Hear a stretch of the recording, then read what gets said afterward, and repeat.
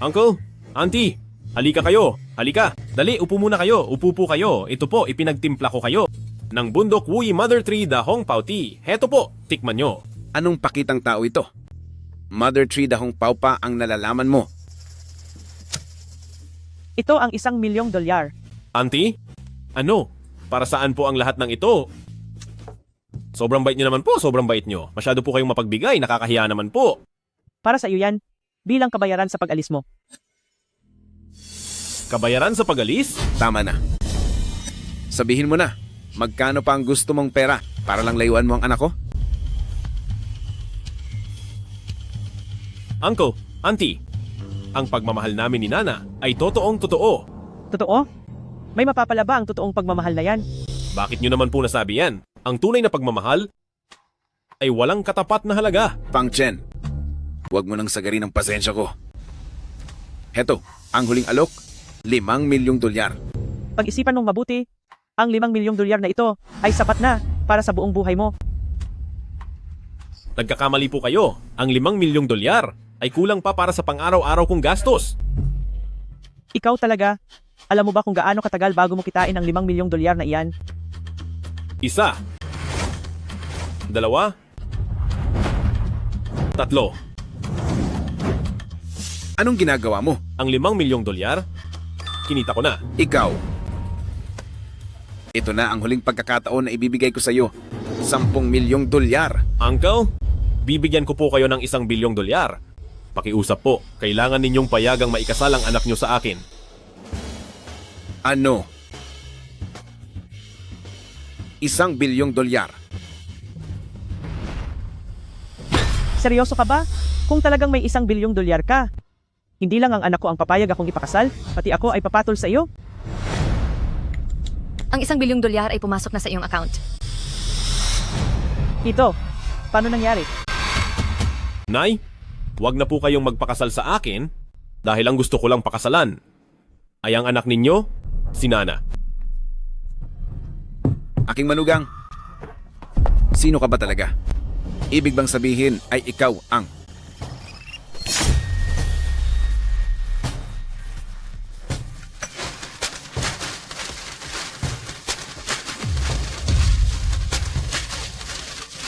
Tama ka? Ako nga ang pinakamayamang tao sa buong mundo. ang pinakamayamang tao sa mundo? Ang pinakamayaman, Uncle, Auntie, kontra ka pa rin ba ngayon sa pagsasama naming dalawa?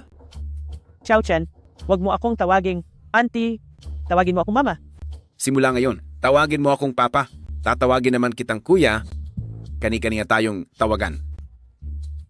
Pa, ma, may isang bagay sana akong gustong hilingin na tulong sa inyong dalawa. Ano yon? Bilang ama mo, kahit anong hirap pa yan, sisiguraduhin kong maaayos yan para sa iyo. Huwag kang mag-alala, 100% na pakakasal sa iyo si Nana. Kapag hindi siya nagpakasal, ako ang papalit. Tumigil ka nga. Ang gusto ko lang sabihin, ang tunay kong pagkatao, pakiusap, panatilihin itong lihim kay Nana. Lihim? Naiintindihan ko na. Siguradong gusto mo lang subukan ang anak ko, hindi ba? Hindi po. Gusto ko lang makaranas ng Makaranas ng ano? Ng ano? pag-ibig. Pag-ibig? Pag-ibig. Tama po. Si Nana lang ang tanging tao na mahal ako at hindi ang pera ko. President Fang, sa Ali at Tengyun ay tapos na ang pagbili at ang pakikipagtulungan sa Kianda ay kasalukuyan pang pinag-uusapan. Naiintindihan ko.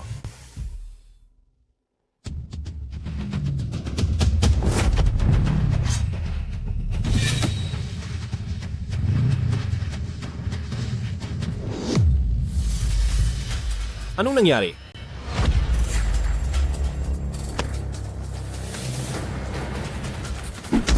Masama ito? Protektahan ang boss. Boss, bilisan mo! Tumakas ka na!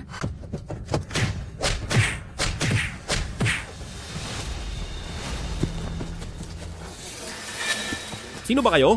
Tingnan natin kung saan ka pupunta. Anong gagawin niyo sa akin? Tatantanan ka na namin ng tuluyan.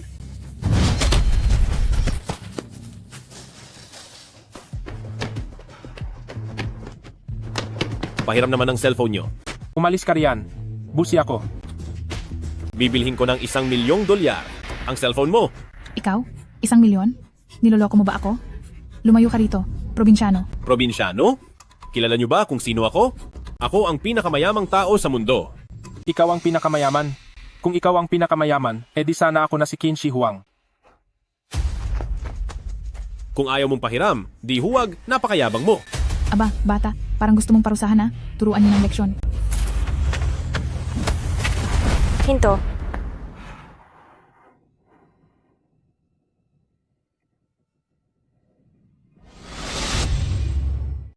Parang siyang isang anghel na biglang lumitaw sa harapan ko. Ito na ang tinatawag nating itinadhana ng langit Tama ka.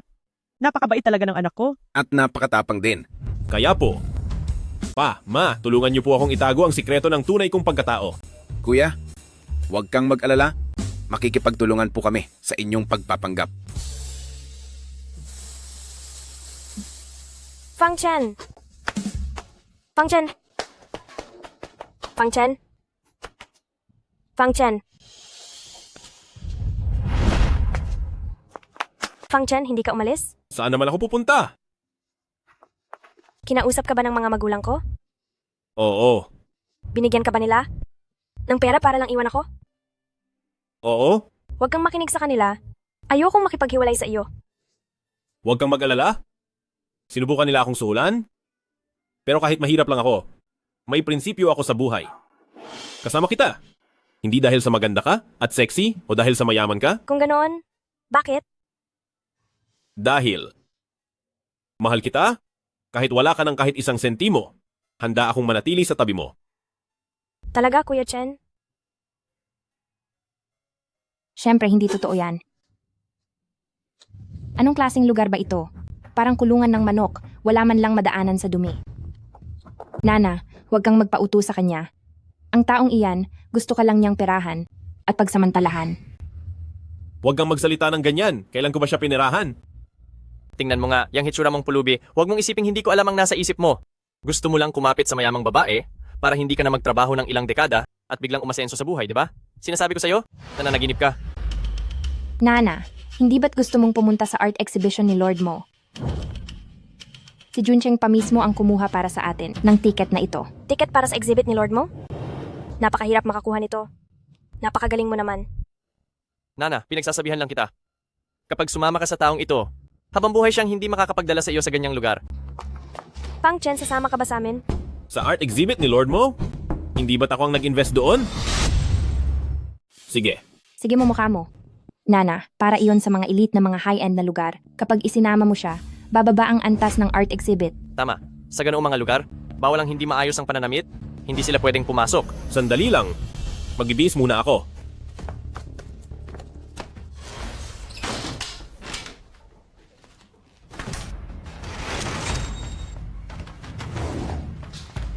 Afu? Afu? Boss, umuwi na po ba ang misis nyo? Hindi pa? Ano kasi? Ikuha mo ako ng isang suit dito at pakiabisuhan din si Lord Mo. Napupunta ako sa exhibit niya mamaya. Tandaan mo, sabihan mo siyang ayusin ang trabaho niya. May kumpanya na. Ang pangalan ay Tianye Group. Bilhin mo yon para sa akin. Sige po. Hello, Old Mo. Pupunta si boss sa inyo mamaya. Siguraduhin mong matalino ang mga tao mo doon. Oo. Nakasuot si boss ng Armani suit. Nana, isasama mo ba talaga siya? Sa hitsura niyang iyan, tingin mo ba may maayos siyang damit? Kapag sinama mo siya, hindi ka ba natatakot mapahiya?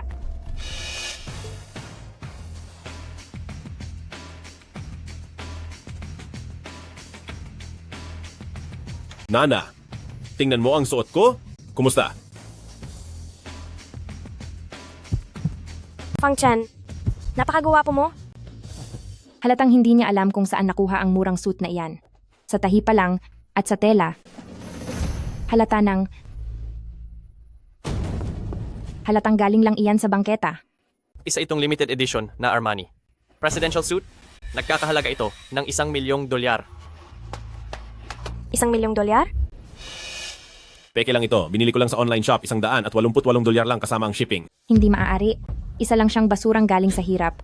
Paano niya kakayaning bumili ng ganoon kamahal na damit? Alam ko na. Nana, bakit mo siya ibinili ng napakamahal na suit? Siya, deserve ba niya iyon? Siyempre, bagay sa kanya.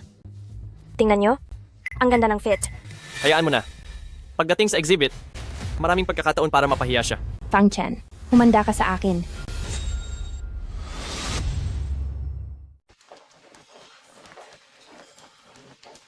Sige po. Lord Mo, huwag po kayong mag-alala. Sisiguraduhin ko pong maasikaso ng maigi ang inyong kaibigan. Mr. Xu, nagawa ni Lord Mo na personal na tumawag para lang magpasabi hindi biro ang taong ito. Ayusin niyo ang trabaho niyo. Darating dito si Lord Mo ng personal mamaya. Ano? Pupunta dito ng personal si Lord Mo? Sino kaya siya para magawang papuntahin dito si Lord Mo? Hindi ko rin alam. Pero nabalitaan kong magsusuot daw siya ng isang set ng damit mula sa Armani.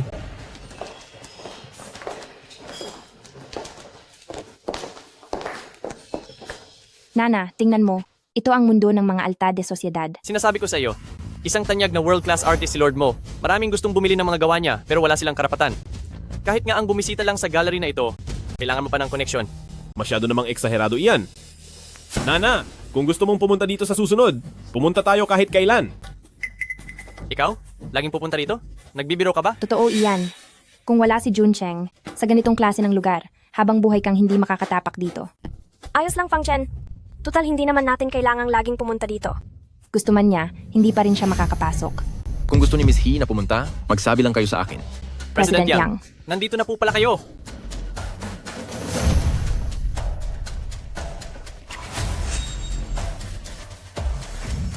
Ang suit na ito ang Armani President suit. Hindi ba't isang set lang ang inilabas nito? Nana, at siya naman ay ang palagi kong naikukwento sa iyo, na presidente ng Tianye Group, si Yang Zikai President Yang ngayon. Ang mga tiket natin sa Lord Mo Art Exhibit ay dahil lahat sa kanya. Fang Chen, magkapareho kayo ng suot. Umalis na lang tayo, masyadong nakakahiya. Hindi nakakahiyang magkapareho ng suot. Ang pangit lang ang mahihiya. Pero peke naman ang suot mo. Peke rin ang sa kanya. Miss He, matagal na kitang nababalitaan kay Liu Rong. Sa wakas ay nakita rin tayo. Kumusta po kayo? Maganda ang damit mo? May panlasa ka ah. Ano bang antas nito? Sa tingin mo ba ay bagay tayong magkapareho ng suot? Tingnan nyo, may dalawang magkapareho ang suot. Hindi ba ito ang Armani na sentenaryong pamasadyang president suit? Sinasabing sa buong mundo ay iisang terno lang ang meron. Ito? Bakit may dalawang terno nito? Kailangan pa bang tingnan? Siguradong ang isa dyan ay peke? Sinabi ko na nga ba, paanong ang lalaking ito ay makakabili ng orihinal? Peke pala ang gamit niya. Mr. Xu, nahanap na ang target. Anong karapatan mong sabihing peke ang suot ko? Baka sa kanya ang peke? Alam mo ba kung sino siya? Siya ang presidente ng Tianye Group, si President Yang. Sa tingin mo ba ay bibili siya ng peke? Kung ganoon, ay bakit nyo sinasabing peke ang sa akin? Kailangan pa bang itanong yan? Iisa lang sa buong mundo ang inilabas na suit na gaya niyan dahil totoo ang kay President Yang, yung sa iyo ay malamang na peke. Alam mo, Miss He, marami na akong nakitang gaya niya na nagpapanggap na mayaman. Kaya ikaw, huwag kang magpapalin lang sa kanya. Tingnan nyo, mabuti na rin tinawag siya rito para mapahiya siya sa harap ng lahat. Tama. Sa paghambing na ito, makikita rin ni Nana at malilinawan siya sa tunay niyang pagkatao. Mga tauhan, paalisin siya rito. Kayong lahat, ilabas niyo ang lalaking iyan.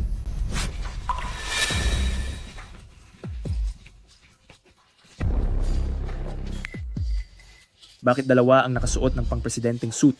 Mr. Zhu, ito po ang presidente ng Tianye Group. Ang isa naman po ay hindi ko kilala. Ang presidente ng Tianye Group? Hali kayo. Ilabas niyo ang taong ito ngayon din. Talaga namang mapagmatsyag ang manager Xu. Sa isang tingin mo lang ay nalaman mo na peke ang lalaking ito. Salamat sa inyong pagbisita, President Yang.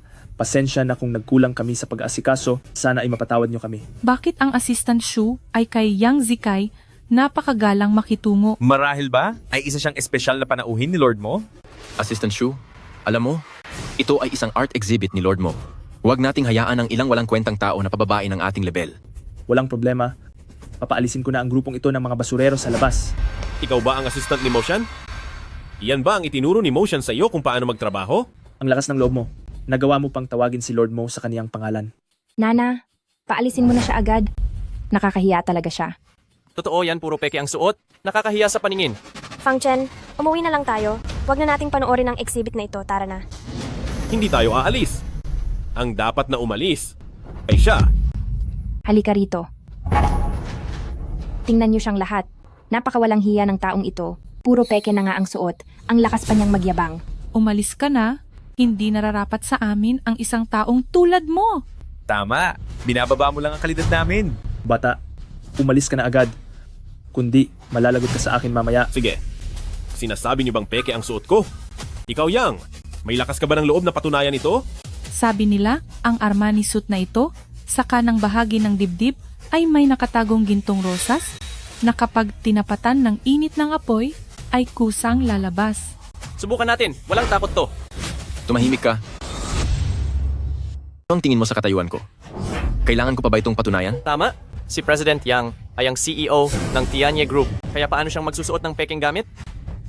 Hindi natin masisiguro iyan. Bakit? Natatakot ka ba? Ako? Bakit naman ako matatakot? Sa tingin ko lang, ang pakikipagkumpara sa taong tulad niya ay pag-aaksaya lang ng oras. Tama ka. Fang Chen, itigil na lang natin ito. Itigil? Hindi pwedeng basta na lang itigil. Sige, dahil ayaw mong makinig hanggang hindi ka napapahiya, pagbibigyan kita. Oo. Asistenteng Shu.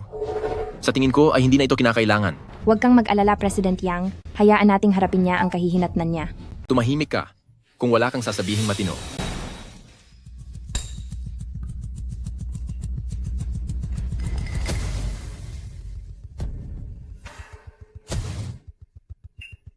Mabuti. Basta't mapatunayang peke ang sa kanya, hindi na kailangang suriin pa ang sa akin. President Yang, sa tingin ko ay wala nang saysay na suriin pa siya. Mas mabuti pang ipakita ang tunay mong gamit para matuto ang lahat. Ngayong napasaya ko na si President Yang, tiyak na matutuwa sa akin si Lord mo. Eksakto. Anong saysay ng pagtingin sa peke? Hayaan mong makita ng lahat ang iyong tunay na golden rose. Tama yan. Mga wala talagang silbi ang mga kasama ko.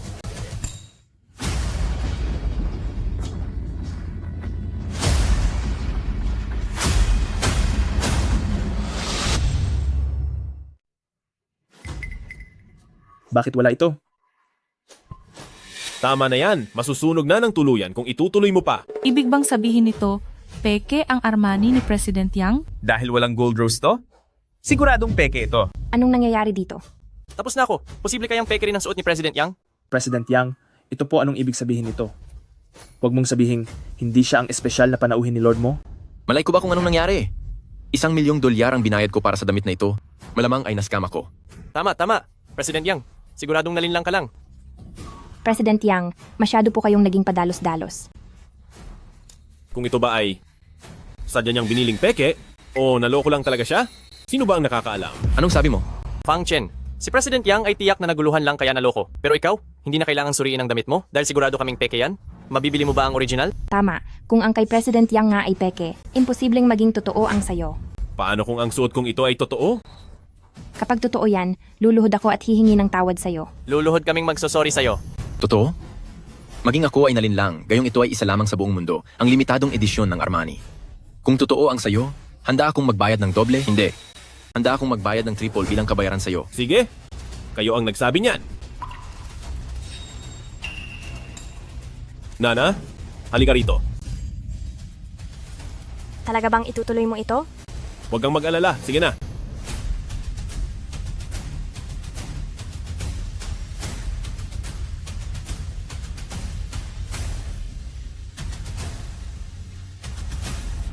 Tingnan nyo, wala talaga siyang mapapatunayan.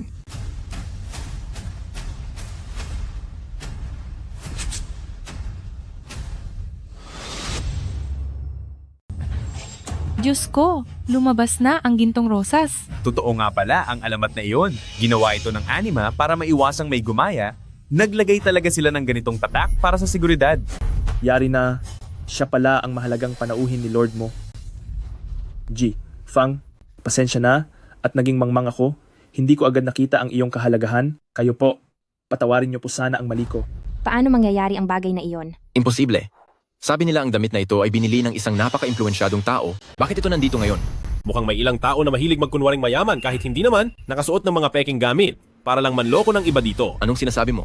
Naalala ko na may nagsabi kanina na kapag napatunayang totoo ang suot ko, babayaran ako ng 3 beses sa halaga nito. Ako? Sinabi nga yun. Mr. Yang, hindi ka naman siguro uurong sa usapan? Sige. May 3 milyong dolyar sa loob ng card na ito. Kunin mo. Teka, President Yang, ibibigay mo ba talaga? Fang Chen, sa buong buhay mo ay siguradong hindi ka nakakita ng ganun kalaking pera. Nana, itago mo ito. Ang binatang ito, sino ba talaga siya? 3 milyong dolyar, ibinigay lang niya ng ganun-ganun lang at dahil nakaya niyang bumili ng mamahaling suit na iyan, kaya naman pala rinitwal siya ni Mr. Shu ng may respeto. Hindi ko alam. Ngayon ko lang siya nakita. O baka isa siyang anak mayaman mula sa isang malaking pamilya? Fang Chen, paano itong nangyari? Kasi itong sa Shopee kasi ngayon, ang galing na talaga ng mga gumagawa ng fake. Nagbayad pa ako ng dagdag para lang gawan nila ako ng ganitong tatak. Pwede pala ang ganun? Oo. Hindi ba't isa lang siyang mahirap? Anong paliwanag dito sa pesting suit na ito? Alam ko na. Siguradong nakaw lang ang suot niyang iyan. Nakaw? Ang isang hamak na mahirap, hindi makakayanang bumili ng ganyang kamahal na damit. Mga tauhan, pumarito kayo. Tama po, Mr. Shu.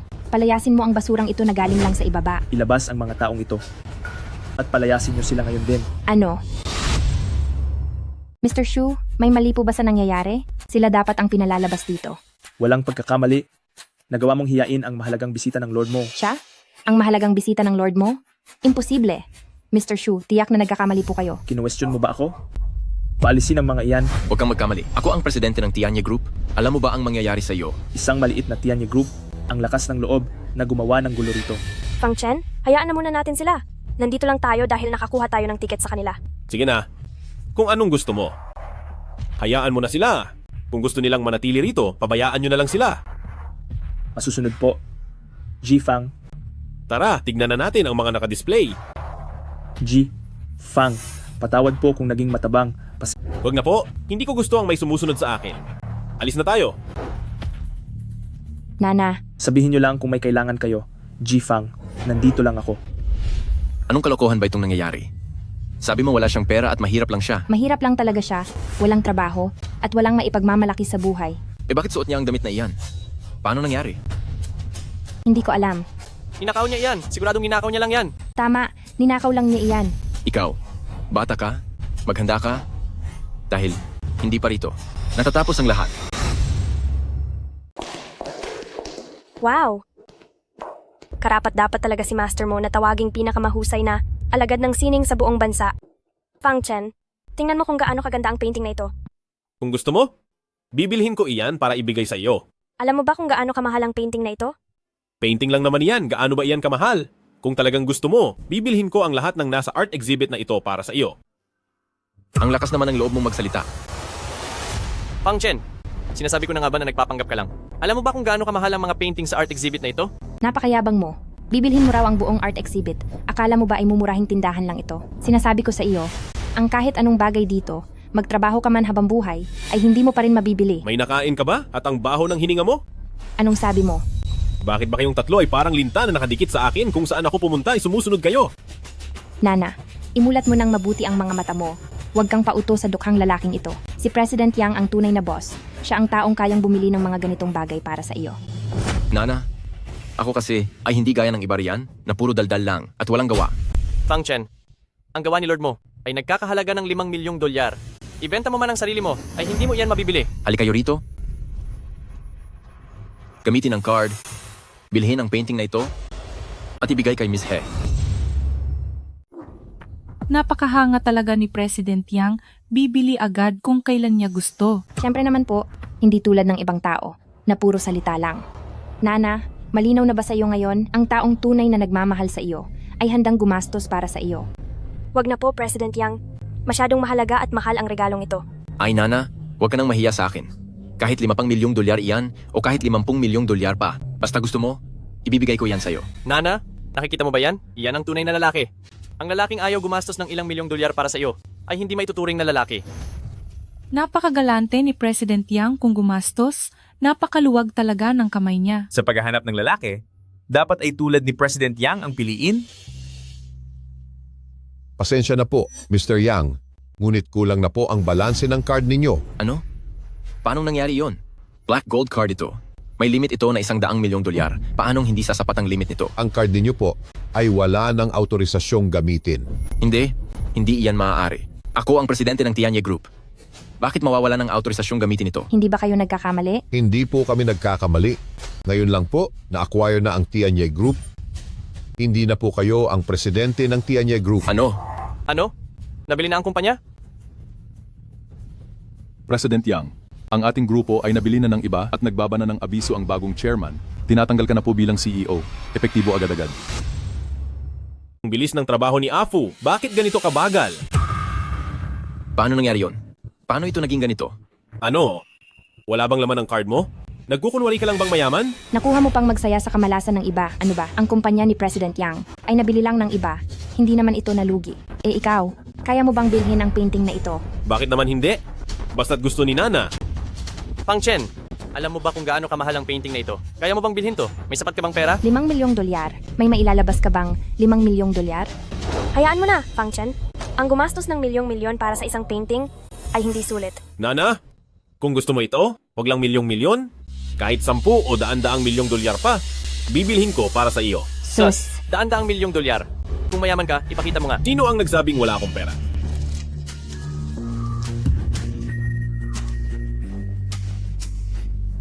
Baka naman nagbibiro ka lang sa akin? Sa kakarampot na barya mo, bibilhin mo ang painting ni Lord mo? May problema ba ang utak nito? Talagang wala siyang pera.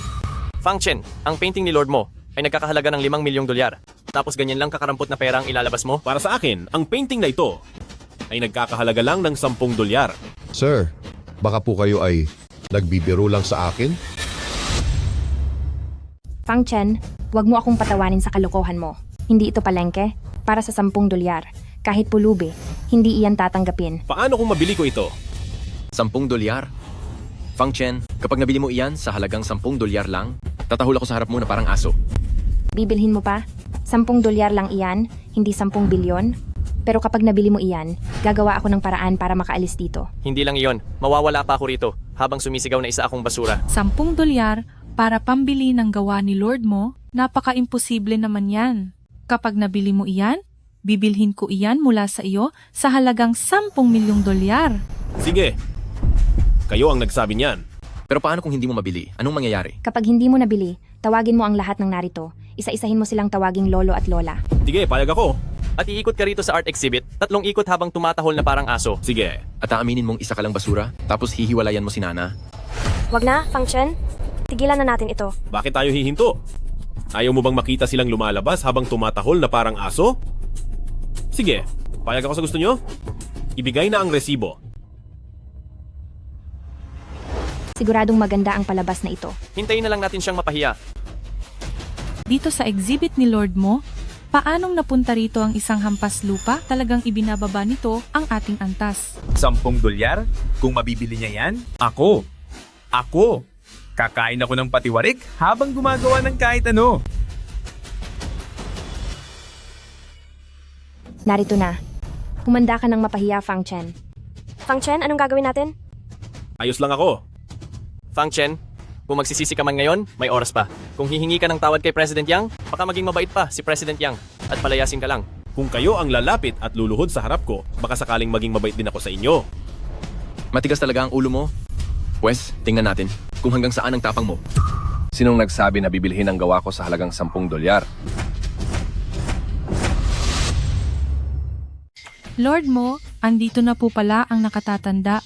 Siguradong nagalit siya dahil sa lalaking ito, kaya lumabas siya para tingnan kung sino ba ang hangal at walang delikadesa na naglakas loob na magbayad ng $10,000 para bilhin ang sarili niyang gawa. Pati si Lord mo ay nagambala na. Siguradong lagot na ngayon si Fang Chen. Hoy, bata. Ikaw ay talagang nagpumilit lumapit sa panganib sa sarili mong kagustuhan. Sa pagkakataong ito, siguradong wala ka ng kawala. Lord Mo, siya po ang lalaking iyon. Hindi lang siya bastos sa inyo, sinabi niya pang babayaran lang ng $10,000 ang gawa ninyo. Ngayon? Hindi ka ba talaga tapos? Dahil kinalaban mo si Lord Mo, tingnan natin kung paano ka pa makakaangat. Fang Chen, ano nang gagawin natin? Huwag kang mag-alala.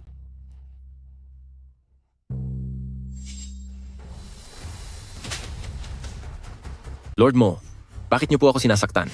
Maling tao po ang pinarurusahan niyo, dapat po ay siya. Ikaw talaga ang dapat maparusahan. Sinong nagsabing minaliit niya ako? Fang. G. Fang, maraming salamat po sa pagpapahalaga sa aking obra. Salamat sa pagpapahalaga. Ano po? Ang pagkilala ay nandyan na.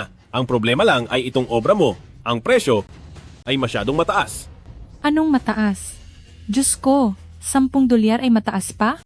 Wala talagang kahihiyan ang lalaking ito. Opo. Tama po ang sinabi niyo. Bibigyan ko na lang kayo ng 70% discount. $2. Ayos na ba ang dalawa? Hayaan mo na. Alam kong hindi rin madali ang tumatanda. Ituturing ko na lang itong kawang gawa. Diyos ko, napakawalang hiya. Sige, pero siguraduhin mong nakabalot ng maayos ito at i-deliver nyo ito sa bahay. Walang problema. Walang problema talaga rito. $10 para mabili ang painting ni Lord mo? Nanaginip ba ako? Lord mo? Ang painting na ito ay ibebenta nyo talaga sa amin sa halagang $10? Tama po. Ang layunin ko sa pag-oorganisa ng gallery na ito ay para hanapin ang taong karapat-dapat. Kaya ang presyo ng painting na ito ay $10 lamang. Kung sino ang makakabayad niyan, siya ang taong karapat-dapat. Ano? Iyon pala ang dahilan. Napakaswerte niya talaga. Kung alam ko lang na ganito ito kamura, sana ako na ang bumili. Napakaswerte naman natin. Salamat, Lord mo. Sir, magbabayad ako ng $10,000. Ibenta nyo na sa akin. Ano sa tingin nyo? Grabe? Ang $10,000. May mukha ka pa talagang mag-alok niyan? President Fang? Handa akong magbayad ng 10,000 beses ng presyo niyan para mabili ang inyong painting.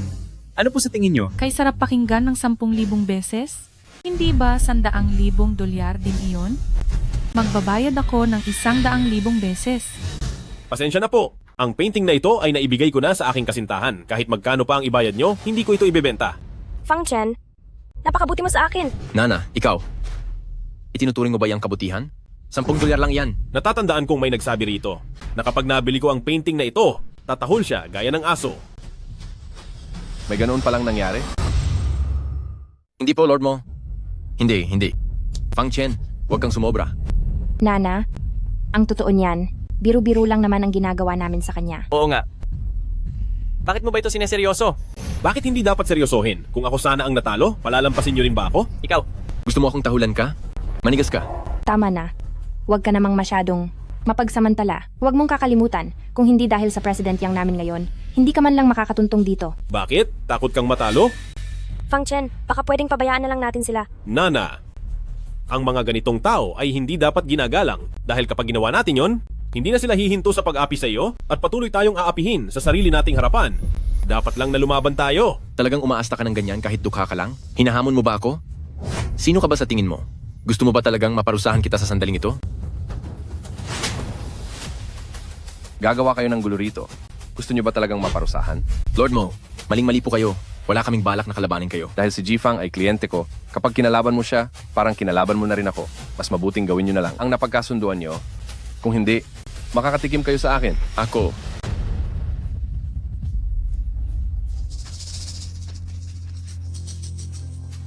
Aw. Gayang-gaya mo ha. Bakit ang sama mo?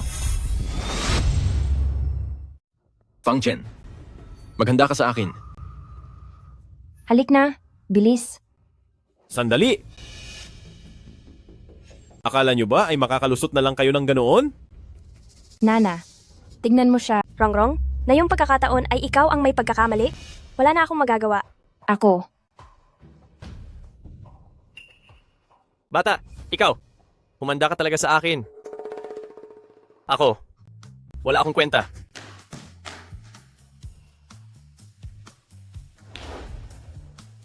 Hahaha. Ha ha ha. Ha ha ha. Master Fang, ang ginawa kong pagkilos kanina, ayos ba? Oo. Ha ha ha. Fang Chen, sumusumpa ako. Papatas tayo. Hindi kita patatahimikin. President Yang, may magandang balita. Magsalita ka. Ang bibili sa kumpanya natin, ayon sa bali-balita ay ang sikat na misteryosong bilyonaryo. Ano? Ang ibig mong sabihin ay ang numero 1 bilyonaryo sa listahan ng Forbes? Eksakto. Malugod na pagbati po sa iyo, Young Master Yang. Tunay na nakakamangha ito, Young Master Yang. Ha. Tunay ngang pumanig sa akin ang pagkakataon. Basta't kumapit lang ako sa maimpluwensyang taong iyon, akong si Yang Zikai, ay tiyak na magtatagumpay ng lubusan. Tama. At pagdating ng panahon, ang pagtapos kay Fang Chen ay magiging kasing dali ng pagpisa sa isang maliit na insekto. Para naman makuha si Nana, tiyak na magiging napakadali na lang niyon. Ha.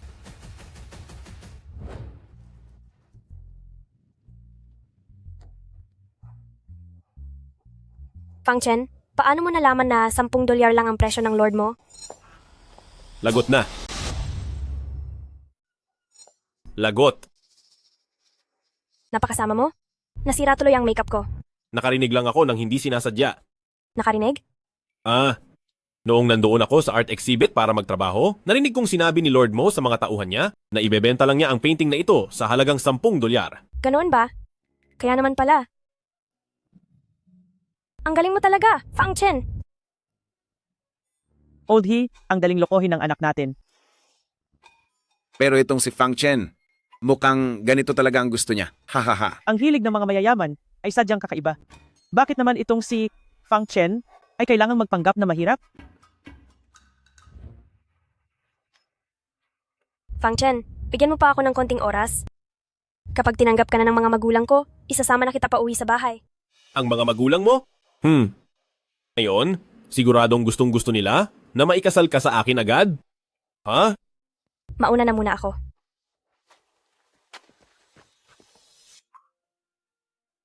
Kahit isang halik lang.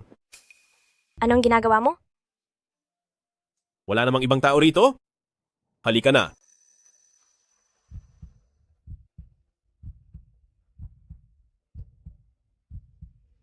Tumigil ka. Sino ka ba? Pakialamero, umalis ka sa harap ko. Kuya, bakit ka nakabalik agad? Hindi mo man lang sinabi sa akin. Kuya? Sino ang kuya na yon? Ang Liu Rong na iyon. Tama nga na hindi niya ako niloko. Nana, kung hindi ako nakauwi ng maaga, siguradong matatangay ka lang nitong hamak na lalaking nakasakay sa lumang bisikleta na ito. Bayaw? Hello po sa inyo. Umalis ka sa harap ko. Sino ang bayaw mo? Kuya, nakalimutan ko na magpakilala. Siya ang boyfriend ko, na si Fang Chen. Fang Chen, siya ang kuya ko. Bayaw, kumusta po kayo? Uulitin ko sa huling pagkakataon, umalis ka na. Wala kang lugar dito, bayaw. Itong magiging bayaw ko, mukhang mahirap pakisamahan. Nana, ang pagsasama ninyo ay tinututulan ko. Kuya naman, huwag ka namang ganyan. Nana, kilala mo ba talaga kung sino siya? Ha? Alam mo ba ang pinanggalingan niya? Sasama ka sa kanya? At may pamahalan pa kayo? Marami na akong nakitang gaya niya. Gusto mo lang kumapit sa mayaman at maganda para maging marangya ang buhay mo, di ba? Sinasabi ko sa iyo, habang narito si He Chengkang, hinding-hindi ka magtatagumpay. Kuya, hindi ganoon si Fang Chen gaya ng iniisip mo. Nana, paano mo nasasabing hindi siya ganoong klase ng tao? Tingnan mo nga siya, mukhang madaya at hindi at amoy na amoy sa kanya ang pagiging mahirap. Tingin ko ay gusto ka lang niyang lokohin at perahan. Bayaw? Mali po ang sinasabi nyo. Hinding-hindi ko kailanman niloko si Nana sa pera. Tama siya. Kami ni Fang Chen ay tapat na nagmamahalan. Basta't hayaan nyo lang na makasama ko si Nana, kahit napilitin mo pa akong magmaneho ng mamahaling kotse at tumira sa mansyon, gagawin ko iyan ng buong puso. Fang Chen, ang buti mo talaga. Nanaginip ka yata ng gising. Kuya, wag mo na akong pakialaman. Buo na ang loob ko na makasama si Fang Chen. Kahit wala siyang kahit na ano, meron naman ako, hindi ko kailangan na may pera, bahay o kotse siya. Nana, ang buti mo talaga. Sige, Nana, dahil mapilit kang makasama siya, hindi naman sa hindi pwede, pero kailangan niyang pumasa sa 3 pagsubok ko. Fang Chen, lalaban ka ba? Siyempre naman. Basta para makasama ko si Nana, kahit na anong hirap o panganib pa, gagawin ko ang lahat. Sige, ikaw ang nagsabi niyan. Young Master He, nakikita niyo po ba ito? Kung hindi pa kayo babalik, si Nana ay baka tuluyan ng maloko ng mahirap na lalaking ito. Fang Chen, kung gusto mong pakasalan ang kapatid ko, kailangan mo muna na dumaan sa akin. Fang Chen, ngayon ay titingnan ko lang kung ano pang magagawa mo. Anong ibig sabihin nito? Hamunin kita sa isang tunggalian. Kapag nanalo ba ako laban sa iyo, hindi mo na ba kami hahadlangan ng kapatid mo? Ikaw, Gusto mong talunin si Young Master He. Nagbibiro ka ba? Si Young Master He ay naging back-to-back champion sa fencing at champion pa sa buong bansa. Sa basurang katulad mo, na hindi man lang nakahawak ng espada, iniisip mo pang matatalo si Young Master He? Bakit ba lagi kayong nakasiksik kahit saan? Kung wala kayong magawang mabuti, pulutin nyo na lang ang mga basura doon. Hindi ako ang national champion, pangalawa lang ako sa buong bansa. Ang tunay na kampeon,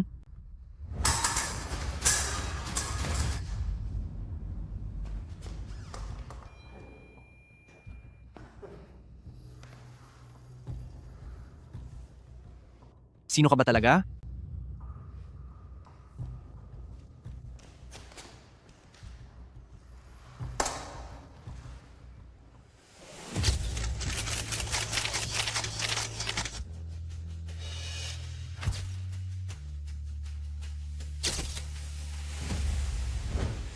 Fang Chen, bilang isang lalaki, kailangan ay may kakayahan kang protektahan ang kapatid ko. Siyempre, kung takot ka at ayaw mo, pumunta ka na at sumuko. Bakit naman ako matatakot? Ikaw na bata ka. Kuya, hindi ito patas. Kahit kailan si Fang Chen ay hindi pa nakakahawak ng fencer's sword, ang hamon na ito ay talagang hindi patas. Paano itong naging hindi patas? Bata, ayaw kong sabihin mong dinadaya kita. Basta't gamitin mo ang espadang iyan, at matamaan mo ang alinman sa mga bahagi ng katawan ko, ng 10 beses, ituturing na kitang panalo. Ayaw ko ring sabihing dinadaya kita. Ganito, matamaan mo lang ako ng 3 beses, ituturing na kitang panalo. Ano ang sabi mo? Tama ba ang naririnig ko? Aba, talagang nagpapakamapagkumbaba ka pa kay Young Master He. Si Young Master He ay isang pambansang kampiyon? Kailangan ba niya magparaya ka? Hemp. Fang Chen, huwag kang magbiro ng ganyan. Magaling sa fencing ang kuya ko. Hindi ako nagbibiro. Magaling din naman ako. Ikaw, sabi mo, magaling din ako. Hay, sa larong ito, kaya bang tustusan iyan ng isang mahirap na tulad mo? At ang espadang ito, ngayon mo lang yata mahahawakan, di ba? Sige. Dahil gusto mo ng gulo, ibibigay ko iyan sa iyo. Tingnan nyo, ang numero 1 fencer ng Nancheng, makikipaglaban na sa iba. Sino ang naglalakas loob na hamunin si Young Master He? Siya kaya ang kampiyon ng Nancheng. Fang Chen, galingan mo! Bakit mo pa kailangang galingan? Pustahan tayo, hindi man lang niya kayang daplisan si Young Master He. Maghintay na lang tayo na mapahiya siya. Kumanda. Simulan na. Hahaha! Ang lalaking ito ay parang isang duwag na pagong. Puro pag-iwas lang ang alam.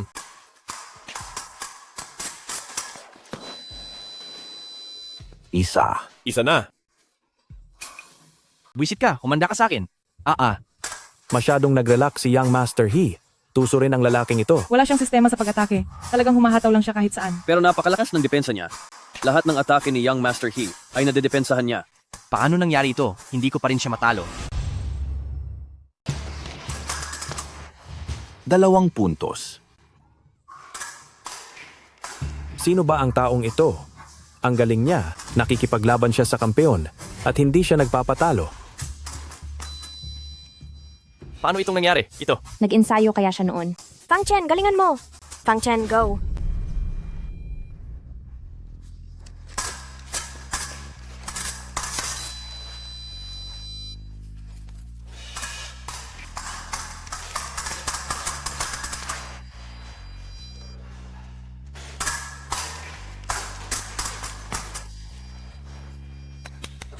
Diyos ko, 9 puntos na. Ano bang nangyayari kay Young Master He ngayon? Hindi niya mailabas ang tunay niyang galing. Mukhang kontrolado siya ng kalaban.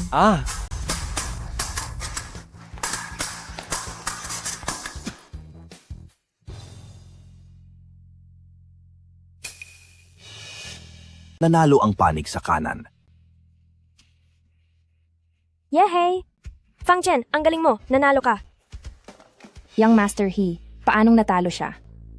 Siguradong minaliit lang niya ang kalaban. Sobrang galing nito, ang bilis niya, ang mga galaw niya. Talagang tinatambakan lang niya ang kalaban. Posible kaya na ang lalaking ito ay nag-ensayo na noon? Imposible. Sa lagay niyang iyan, paanong nag-ensayo na siya noon? Ito ang unang beses ko na maglaro. At parang ang dali lang naman. Hindi ganoon kahirap. Fang Chen, unang beses mo pa lang na maglaro, pero ang galing mo na agad.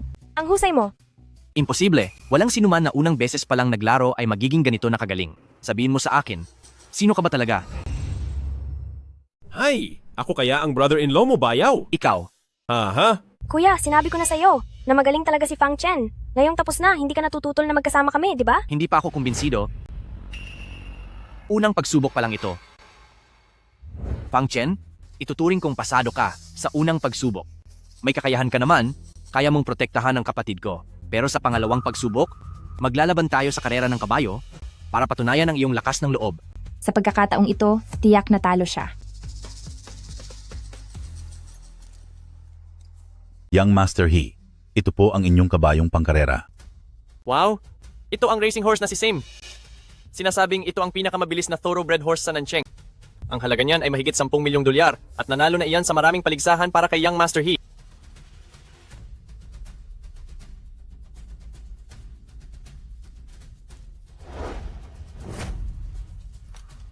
Fang Chen, lalaban ka ba? bakit naman hindi? Para kay Nana, gagawin ko ang lahat. Sus, Young Master He, sobra mo naman siyang pinupuri. Huwag nang pag-usapan ang karera, mukhang mahihirapan nga siyang sumakay sa kabayo. Sa tingin ko ay wala siyang alam sa pangungabayo. Kung wala kang sariling kabayo, pwede kitang pahiramin. Huwag na po, mayroon ako. Fang Chen, kailan ka pa nagkaroon ng kabayo? Ay nako, ang laki namang yabang. May kabayo ka pa palang nalalaman. Kapag nakapaglabas ka ng kahit isang kabayo, hahayaan kitang umalis habang nakasakay doon. Maghintay lang kayo. Tatawag muna ako.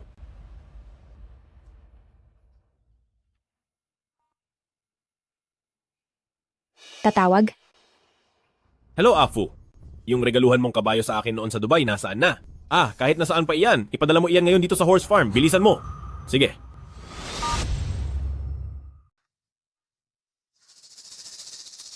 Nana, gaano na ba katagal ang lumipas? Nasaan na ba siya? Hindi ko rin po alam. Ang sabi niya ay darating siyang nakakabayo. Ay nako, tumigil ka na nga. Sa tingin ko ay baka natatakot na siyang pumunta. Sinabi niya pa talagang nag-aalaga siya ng kabayo? Nagbibiro ba siya? Tama iyan, Nana. Hay, ngayon ay malinaw na sa iyo, di ba? Ang taong iyan, nagkukunwari lang siyang mayaman pero wala naman. Nana, bibigyan ko pa siya ng huling 1 minuto.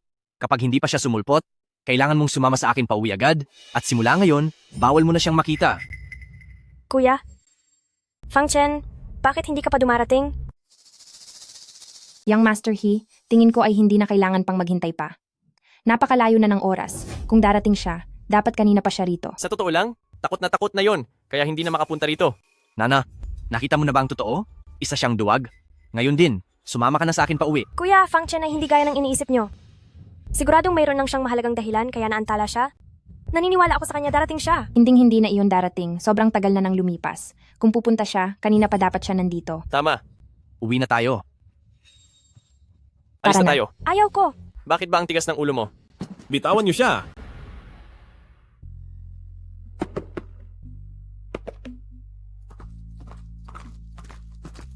Ano?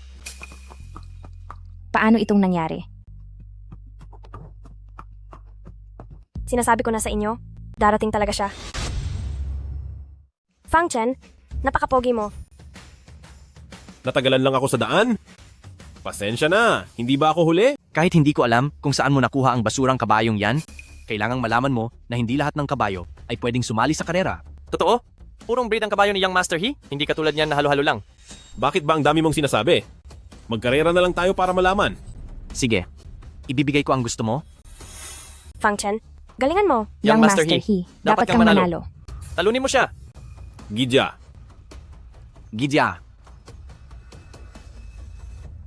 Huwag mong sabihing dinadaya kita, bibigyan kita ng 3 segundong pauna. Ganto na lang, bibigyan kita ng 30 metrong bentahe. Grabe. Anong sabi mo? Sigurado ka bang bibigyan mo ako ng bentahe? Karera ng kabayo ito? Kailangan dito ang galing ng nangangabayo at bilis ng kabayo na nagkakaisa. Hindi ito katulad ng fencing na nadadaan sa swerte. Sigurado ako. Talagang naghahanap ka ng sakit ng ulo. Young Master He, masyado niyo siyang pinapahalagahan. Pagdating sa kabayo at galing, malayo siya sa inyo. Tama po, Young Master He. Bakit niyo pa ba siya kinakausap? Siya, rider? Sa tingin ko, isa lang siyang delivery boy na nakasakay sa kabayo. Haha. Hahaha. Tama ka sa sinabi mo. Noong nagde-deliver pa ako ng pagkain, mabilis talaga ako. As if. Sa pagkakataong ito, ipakikita ko sa iyo kung sino ang tunay na magaling. Humanda na. Gidya. Young Master He, galingan mo. Young Master He, go. Fang Chen, bilisan mo. Habulin mo siya. Naku, ano na? Hindi ba marunong tumakbo ang kabayo mo, ha? Wala ka bang pambili ng damo para sa kanya? Nakakatawa. Gidya. Lakad. Galingan mo, Fang Chen.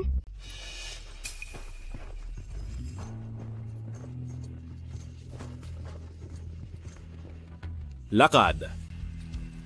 Lakad. Lakad. Lakad. Paano itong nangyari? Napakabilis ng kabayong ito. Nakastimulants ba ang kabayong ito? Bilisan mo, Fang Chen. Young Go! Master He. Young Fang Chen, Master He, bilisan lagpasan ang mo paghabol. siya. Habulin mo siya. Lakad. Lakad. Hindi maari. Ang aking purebred na kabayo, paano posibleng matalo ng isang hamak na kabayo lang? Lakad. Lakad. Yehey! Hay nako. Young Master He. Ito, paano ba ito natalo ha? Fang Chen, ang cool mo talaga. Kailan mo pa natutunang mga bayo? Nung bata pa ako, nagpapastol na ako ng mga baka, tupa at kabayo. Kapag walang magawa, mahilig lang akong umikot-ikot. Matagal na rin akong hindi nakakasakay. Medyo naninibago na nga ako, haha. Yung kabayo na iyon, saan galing? Ang kabayong ito, hiniram ko lang sa isang kaibigan. Ano? Osob na ba? Napakagaling mo! Anong sabi mo? Noong bata ka pa, nakapangabayo ka na? Ha? Young Master He. Young Master He. Young Master He. Okay ka lang ba? Kuya, osob ka lang ba? Maayos lang ako. Tama nga. Siguradong tama ito. Anong tama? Young Master He, isang hamak na kabayo lang iyan. Ano bang kailangang tingnan dyan? Hindi ito basta-bastang kabayo. Ito ay isang purong lahi ng napakabihirang Ferghana horse. Ano? Isang pawis-dugong kabayo? Tama. Sigurado akong hindi ako nagkakamali. Dahil sa taglay nitong bilis, katatagan, maging ang balat at masel nito, siguradong isa itong purong lahi na pawis-dugong kabayo. Paano naman magkakaroon si Fang Chen ng isang pawis-dugong kabayo? Sabi niya, hiniram lang daw niya ito sa isang kaibigan. Isa lang daw itong ordinaryong kabayo. Ang halaga ng pawis-dugong kabayo ay hindi matatawaran at napakahirap makahanap nito. Fang Chen, magbigay ka ng presyo. Ang kabayong ito ay bibilhin ko. Ha? Hindi ko binibenta. Ano? Ibibigay ko sa iyo. Anong sabi mo? Kung nagustuhan ito ng bayaw ko, hindi ka naman ibang tao. Kung gusto mo ito, ibibigay ko na lang sa iyo. Totoo ba ang sinasabi mo? Alam mo ba kung magkano ang halaga ng kabayong ito? Aabot ito ng hindi bababa sa 30 milyong dolyar. Magkano? 30 milyong dolyar. 30 milyong dolyar? Napakahalaga pala ng kabayong ito. Fang Chen, napakagarbo naman ng regalong ito. Naku, hindi naman kasing mahal ng sinabi ng kuya mo. Ang kabayong ito ay isa lamang ordinaryong kabayo. Pero, kung kuya mo siya, kuya ko na rin siya. Fang Chen, napakabuti mo sa akin. Hindi pwedeng ganyan. Kung balak mo akong suhulan, hindi mangyayari yan. Tama, Young Master He. Dapat humanap ka ng marunong tumingin kung totoo ito para hindi ka maloko. Akala mo ba sapat na ang isang kabayo para kapalit ng kapatid ko na naginip ka ng gising? Kung ayaw mo, hayaan mo na lang. Teka, wala akong sinabing ayaw ko. Magbigay ka ng presyo, bibilhin ko ang kabayong ito. 30 milyong dolyar. Ano? Masyado ka namang tuso? Mapagsamantala ka ba sa presyo? Iyan ang presyong binigay mo. Ang sabi ko lang, itong pawis-dugong kabayo na ito ay nagkakahalaga ng 30 milyong dolyar. Pero ang kabayo mo ay hindi pa napatutunayang totoo. Paano ko malalaman kung totoo nga ito? At saka, ang 3 round ng hamon ay hindi pa natatapos. Sa huling round, kapag natalo ulit ako sa iyo, hindi lang ang pagpapakasal sa kapatid ko. Simula ngayon, ituturing na kitang tunay na kuya. Kuya, para sa pangatlong round na ito, wag mong sabihing billiards ang ipapalaro nyo. Eksakto. Fang Chen, tungkol sa unang 2 round, suwerte ka lang at nanalo ka. Pero pagdating sa billiards, ang ating Young Master He ay isang pambansang kampeyon. Hindi ako naniniwalang mananalo ka pa. Fang Chen, pinapayuhan kita. Sumuko ka na habang maaga pa. Kuya, halatang ginagawa mo lang ito para pahirapan si Fang Chen. Paano naman ito naging isang pahirap sa kanya? Ang billiards ay ang pinaka-basic na pakikihalubilo para sa mga taong nasa antas namin. Kung kahit ito man lang ay hindi niya kaya, pinapatunayan lang ito na hindi siya kabilang sa aming antas. Kung ganoon, hindi siya karapat-dapat na makasama ka. Walang problema. Tinatanggap ko ang hamon nyo. Fang Chen, ikaw. Huwag kang mag-alala. Tara. Fang Chen, isang tao na ni hindi man lang nakahawak ng tako ng billiards, ay may lakas ng loob na hamunin ang gaya ni Young Master He na isang pambansang kampyon. Fang Chen, sa basurang gaya mo, maglalakas loob ka pang makipaglaban kay Young Master He? Naghahanap ka lang ng gulo. Young Master He. Kuya, sobra ka na. Pinipilit mo lang talaga siya. Fang Chen, wag na nating ituloy. Tara na. Sandali. Hindi pa nagsisimula ang laro. Lalaban ako sa inyo. Sige, lalabanan ko kayo. Fang Chen, ang kuya ko ay isang national champion? Piniperwisyo ka lang niya. Huwag kang pabigla-bigla. Huwag kang mag-alala. Basta para sa'yo, kahit pa world champion ang dumating, gagawin ko ang lahat. Nababaliw ka na ba? Alam mo ba kung sino ang kinakalaban mo? Siya ay isang national champion. Fang Chen, sino ka ba sa akala mo? Ngayon, papatunayan ko sa iyo na wala kang laban at tatanggapin mo ang pagkatalo mo.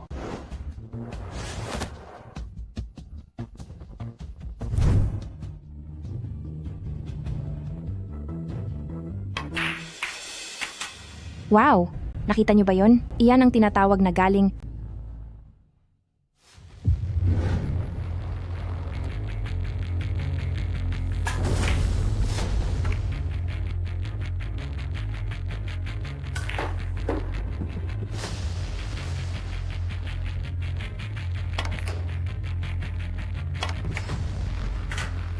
Hindi nga lang siya basta national champion. Young Master He, talagang napakagaling mo bilang national champion. Fang Chen, Black 8 na lang ang natitira. Ngayon, tingnan natin kung paano ka mananalo. Siguradong talo na siya. Isang basura na kahit kailan ay hindi pa nakahawak ng tako at may gana pang hamunin ang isang national champion. Naghahanap ka talaga ng gulo. Fang Chen, itigil na natin ito. Wala tayong pag-asang manalo. Fang Chen, hindi pa huli ang lahat para sumuko ka. Susuko? Bakit naman ako susuko? Dahil sa isang basurang tulad mo, hinding-hindi mo siya matatalo. Huwag kang magmadali. Hindi pa tapos ang laro. Sa pagkakataong ito, tingnan natin kung paano mo ako matatalo.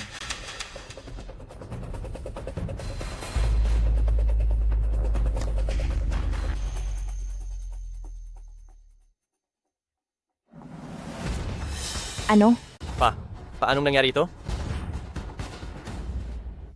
Ngayon, oras ko na para tumira.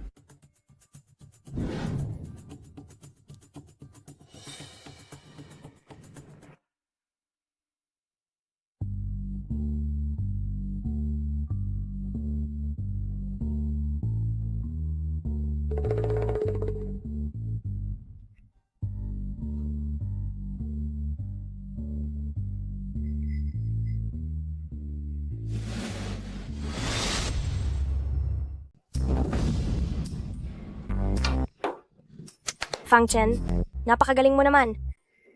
Paano niya nagawa iyon? Chamba lang yun? Chamba lang?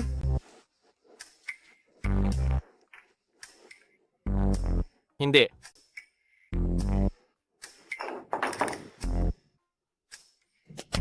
Fang Chen.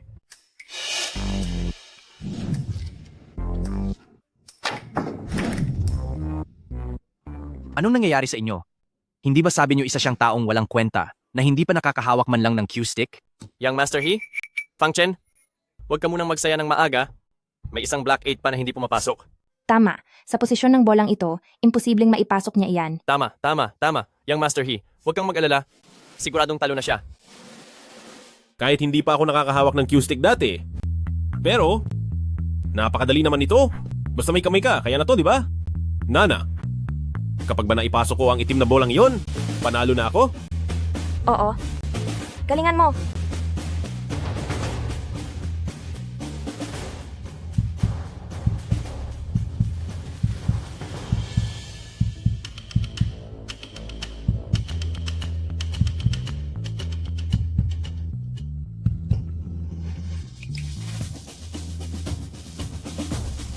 Ang national champion, natalo. Panalo ako. Fang Chen, napakagaling mo! Ang kampiyon ng buong bansa, natalo. Imposible ito. Paano tatalunin ng isang national champ ng taong hindi pa man lang nakakahawak ng cue stick? Napakadali lang. Nanalo ako ng ganoon lang kadali. Kuya, sa 3 round ng pagsubok na ito, nanalo siyang lahat. Ngayon, hindi ka natututol, di ba? Anong ginagawa mo? Huwag mong sabihing babawiin mo ang usapan? Fang Chen, mag-usap tayo.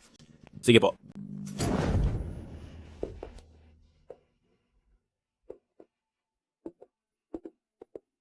Kuya? Ano man ang gusto mong itanong, magtanong ka lang. Kung titigan mo ako ng ganyan, natatakot ako. Marunong ka mag-fencing? Opo. Nag-aral ako noong bata pa ako. Naging kampiyon pa ako sa Nancheng. Anong sabi mo? Ikaw ang naging kampeon sa Nancheng? Eksakto. Ang taong tumalo sa iyo noon ay walang iba kundi ako. Yung karera ng kabayo? Ang kabayong iyon? Ang kabayong iyon ay isang tunay na akalteke na nagkakahalaga ng 10 milyong dolyar. Yung bilyar? Kahit pa noong nasa sinapupunan ka pa nagsimulang maglaro, hindi mo pa rin ako matatalo dahil ako ang national champion. Sa bilyar, isang paraan lang ang ginamit ko. Ano? Lakas ang puhunan sa swerte. Minsan ang swerte ay bahagi rin ng kakayahan. Ano ang sabi mo? Anong sabi mo? Huwag kang sumobra sa mga sinasabi mo. Sa tingin mo ba ay tanga ako? Ayan na naman, tingnan mo. Nagagalit ka na naman. Sige. Hindi ako magagalit. Uupo ako at kakausapin kita. Sige. Tungkol sa mga proyektong ito, hindi ito para sa mga ordinaryong tao, kaya hindi ka naman talaga mahirap, di ba? Wala rin naman akong sinabing mahirap ako. Mabuti. Magaling. Mukhang napakahusay ng pagtatago mo, pero nabulgar ko rin ang tunay mong pagkatao. Ang mga yan? Hindi ba ako naman ang nagsabi sa iyo niyan? Kaya, pilit ka talagang lumalapit sa kapatid ko? Ano ba talaga ang layunin mo? Bayaw? Wala akong masamang plano? Para kay Nana, tunay ang pagmamahal ko sa kanya. Kalokohan. Sa tingin mo ba ay tanga pa rin ako? Nakikita ko na, hindi ka naman mukhang galing sa basurahan at hindi ka lang ordinaryong tao. Magsalita ka. Sino ka ba talaga? Dahil nalaman mo na, hindi na ako magpapanggap. Sa totoo lang, ako ang pinakamayamang tao sa buong mundo. Ano? Bayaw? Ipapakilala ko ulit sa'yo ang pinakamayamang tao sa mundo, si Fang Chen. Ano? Siya? Siya ang pinakamayaman sa buong mundo? Paano naman nangyari iyon? Hindi ba't isang dukha lang siya? Pinakamayaman sa mundo? Bata, bakit ayaw mo pang magsabi ng totoo? Akala mo ba, kapag ginawa mo ito, ay wala na akong magagawa sa'yo? Bayaw? Totoong ako ang pinakamayamang tao sa mundo.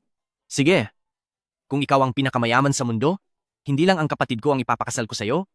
Maging anak mo, ay handa akong maging... Hindi. Huwag na.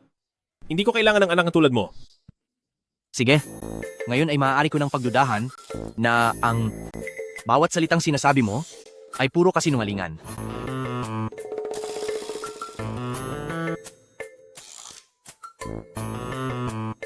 Kung ito, siguro naman totoo na ito.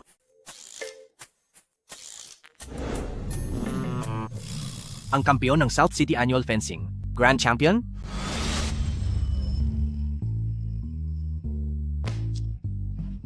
Hello? Young Master He, nakumpirma na po. Ang kabayong iyon ay isang ang Ferghana horse na nagkakahalaga ng 30 milyong dolyar. Ano?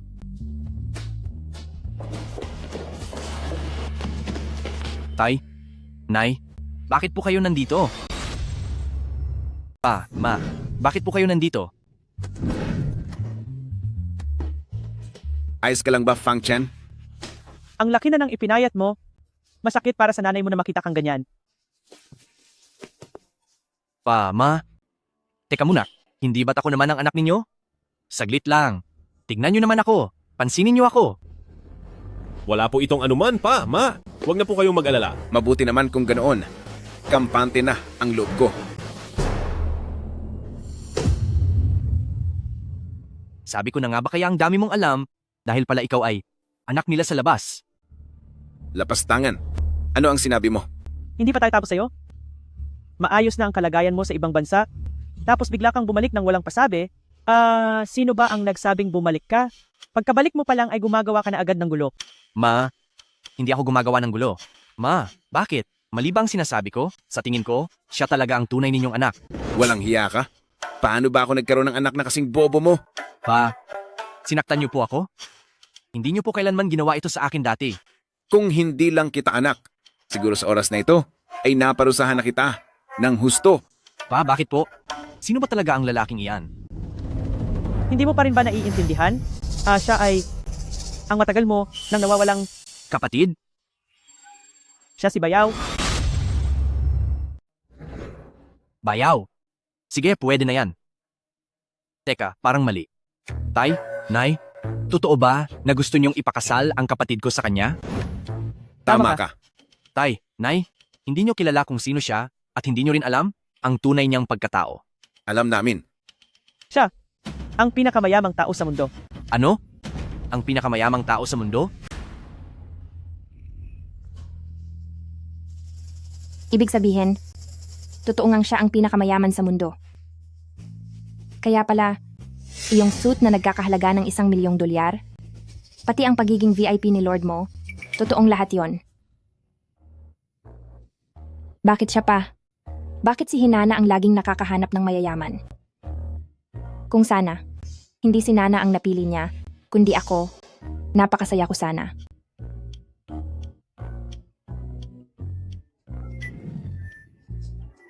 Wrong air? Ngayon, siguradong tapos na ang lalaking ito. Narito na ang mga magulang ni Nana. Siguradong hahadlangan nila sila.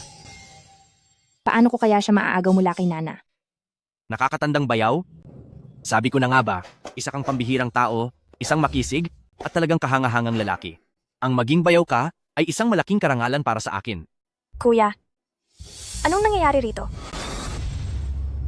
Nana, tungkol sa mga nangyari dati, mali ang ginawa ni Kuya. Mula sa araw na ito, turingan nating isang pamilya ang isa't isa, at wala nang kahit na sino pa ang pwedeng tumutol sa iyong kasal. Kuya, ibig sabihin ba niyan ay pumapayag ka na? Siyempre kailangang pumayag ako. Tingnan mo, saan pa ako makakahanap ng ganito kabait na bayaw? Tingnan mo si Fang Chen, napakagwapo na, at napakagaling pa. Nagawa pa niyang lampasan ang 3 pagsubok na ibinigay ko. Parang ginawa talaga siya, para lang sa iyo, at para maging pinakamahusay na asawa. Kuya, hindi ganyan ang sinasabi mo nung una. Ang mga yon ay isa lamang sa mga maliliit na pagsubok. Kita mo, hindi ba't nalampasan na ni Fang Chen ang lahat ng pagsubok? Napakahusay talaga ng panlasa ng ating nat. Kung hindi lang ako lalaki, ay aagawin ko na siya mula sa iyo. Hindi naman siguro kailangan iyan. Anong pinagsasabi mo diyan? Totoo naman, di ba? Kung hindi lang ako napaaga ng kasal. Nana, lahat kami ay payag na sa kasal ninyo ni Fang Chen. Tamang-tama. Ito ang iyong listahan ng pamilya. Kunin mo ito para makapagparehistro na kayo ng kasal. Sandali lang, sandali. Sandali lang muna. Anong klaseng sitwasyon ito? Ginamitan ba kayo ng gayuma ni Fang Chen, Young Master He? Hindi po ito maaari. Ang taong iyan ay isa lamang mahirap na pulubi. Manahimik ka nga. Usapan ito ng pamilya naming mga pamilyang He, kaya wala kang puwang, isang hamak na tagalabas, na makisawsaw rito, maintindihan mo? Tama siya. Tao. Kalad ka rin niyo ang batang ito palabas. Parusahan siya ng 80 sampal sa mukha at ilayo na siya. Young Master He! Young Master He, tulungan niyo po ako! Young Master He, alam ko na pong nagkamali ako. Wala na bang tututol ngayon? Wala po talaga. Kung gayon, ay tapos na ang usapan. Nana, sige na, magparehistro na kayo ng kasal ni Fang Chen. Tutol ako rito. Naninindigan ako. Tutol ako. Anong sinabi mo? Tumutol ka ba? Pumayag na ang buong pamilya namin at sino ka sa akala mo? Oo nga, Liu Rong. Isa ka lang namang kaibigan ni Nana, wala kang pakialam dito. Tama. At kailan ka pa nagkaroon ng karapatang magsalita? Pakakasal ako kay Nana, at ano namang kinalaman mo doon? Wrong? Ang mga sinabi mo kanina, anong ibig sabihin yon? Nana, hindi sa tinututulan ko na magsama kayo. Kaso lang, itong usapin ng kasal ay hindi dapat ginagawang biro. Kahit na sabihing ang pamilya nyo ay pumayag na. Pero, ngunit,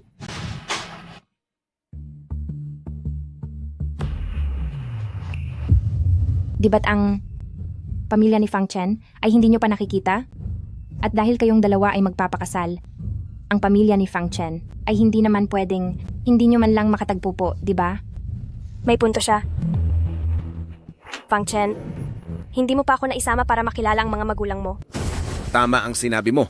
Mukhang kami ay naging pabaya sa bagay na iyan. Ganito na lang, Fang Chen. Tingnan mo kung kailan ka pwede.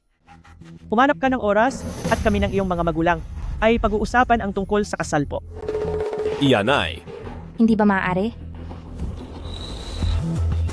syempre, maaari naman. Kung gayon, Fang Chen, may charity event mamayang gabi. Imbitahan mo ang iyong mga magulang. Ililibre ko sila ng hapunan. Ngayong gabi agad? Hindi ba pwede? Hindi naman sa hindi pwede. Kung ganoon, ayos na ang lahat. Sige, Batang Master, hindi yata tama ito. bakit hindi pwede? Magkunwari ka muna. Kapag nalaman ito ng aking mga magulang, tiyak na lagot tayo. Gusto niyo po na magpanggap akong tatay niyo? Ito po, kapag nalaman ito ng matanda, mananatili pa, kaya akong ligtas po. Huwag kang mag-alala. Magiging maayos ang lahat. Isama mo ang iyong asawa at magtugma kayo ng sasabihin, huwag mong hahayaang magkaroon ng anumang problema. Sino naman kaya ito?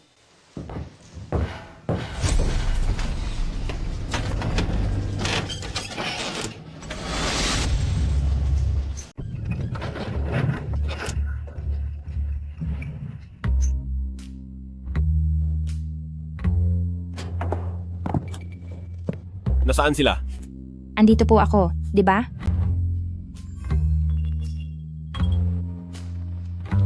Nasaan si Nana? Wala rito si Nana. Ako lang ang nandito. Anong ginagawa mo rito? Bakit naman bawal akong pumunta rito? Fang Chen, sa totoo lang, noon pa man, kaya ayaw kitang makasama si Nana, ay dahil may dahilan ako. Anong dahilan? Dahil, gusto kita. Ano bang gusto mo sa akin? Baka pwede ko pang baguhin para layuan mo ako? Gusto ko ang iyong talento. Gusto ko ang dating mo. Hay, gustong gusto talaga kita. Basta ba handa kang makasama ako, gagawin ko ang lahat para sa iyo. Agawin mo ba ang boyfriend ng best friend mo? Aray, aray, aray! Hay naku, ang mga lalaki naman, sino ba ang hindi tumitingin sa iba? Tsaka, wala naman sa akin kahit maging pangalawa lang ako. Mahirap lang ako. Hindi ako bagay sa'yo. Hindi totoo yan. Seryoso ako, gustong gusto ko talaga ang talento mo at ang pagkatao mo. Bakit, hindi ba ako maganda? Kung ano ang kaya ni Nana, kaya ko rin. Ang hindi niya kaya, mas lalo kong kaya.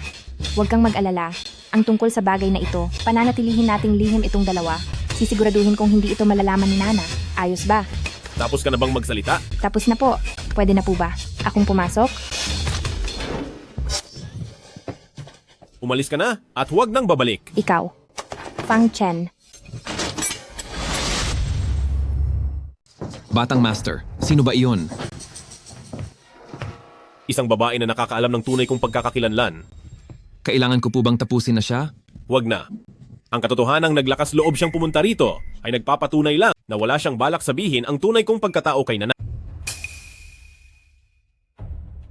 Para sa mga babaeng ganoon ang antas, marami na pong nakaharap na ganyan ang Batang Master.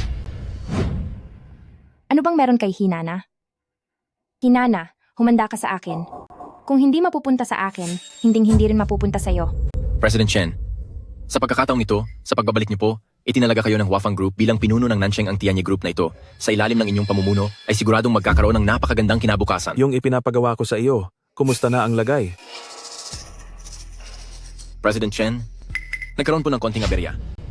Ang Miss He na iyon, pumatol po sa isang hampas lupa. Ano? Pero huwag po kayong mag-alala. Hinding-hindi hamak na mas mababa ang lalaking iyon kaysa sa inyo. Opo, tama po kayo. Naimbestigahan ko na po. Mamayang gabi sa gaganaping Peak Business Charity Gala, isasama siya ni Miss He sa pagdalo. Tingnan lang natin kung sinong mangangahas na pumatol sa babaeng gusto ko. Nabalitaan ko na ang charity gala na ito at ang malaking boss record nito ay walang iba kundi si Huafang Group. Sabi ko na nga ba, narinig ko rin na ang pakay nito ay para suportahan ang bagong pinuno ng Nansheng na walang iba kundi si Chen Tianle. Napakagaling talaga ni Chen Tianle. Napakabata pa niya ay naging pinuno na siya ng Huafang Group dito sa Nansheng. Siguradong sa inaharap, magiging pinakamayamang tao siya sa Nansheng. Siguradong magiging napakaswerte ng sinumang babaeng mapapangasawa niya. Tara, pumasok na tayo. Kung maglakas loob na sumulpot ang lalaking iyon ngayong gabi, sisiguraduhin kong mapapahiya siya ng husto. Huwag po kayong mag-alala, President Yang. Si President Chen ay maingat na naghanda para sa isang engranding marriage proposal na walang sinumang babae ang makakatanggi. Magpo-propose siya kay Nana sa harap ng madla. At pagdating ng sandaling yun, panoorin na lang nating lahat kung paano magmukhang kaawa-awa si Fang Chen. Wrong. Anong problema? Ayos lang ako. Gusto ko lang malaman, bakit gusto mong makasama ang isang gaya ni Fang Chen? Kasi napaka-natural niya. At kapag kausap ko siya, komportable ako palagi. Saka madami siyang karanasan sa buhay.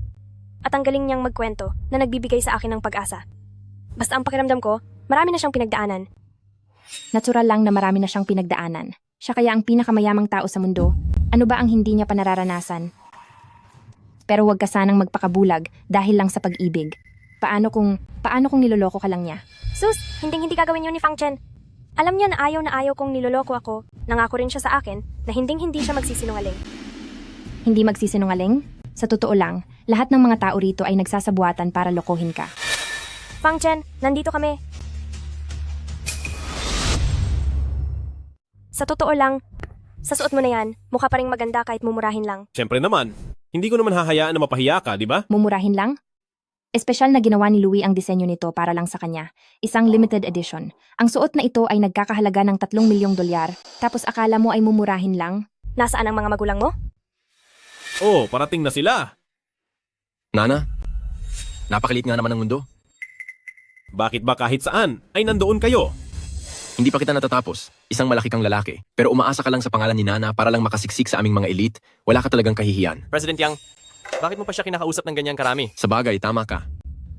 Nana, ngayon ay pinapunta ako rito ni President Chen para sunduin ka. Tayo na sa loob. Si President Chen? Si Mr. Tianle ba? Bakit siya narito? Hindi siya pwedeng mawala. Dahil itong charity ball ngayong gabi ay siya mismo ang nag-organisa. Siya ang nag-asikaso nito?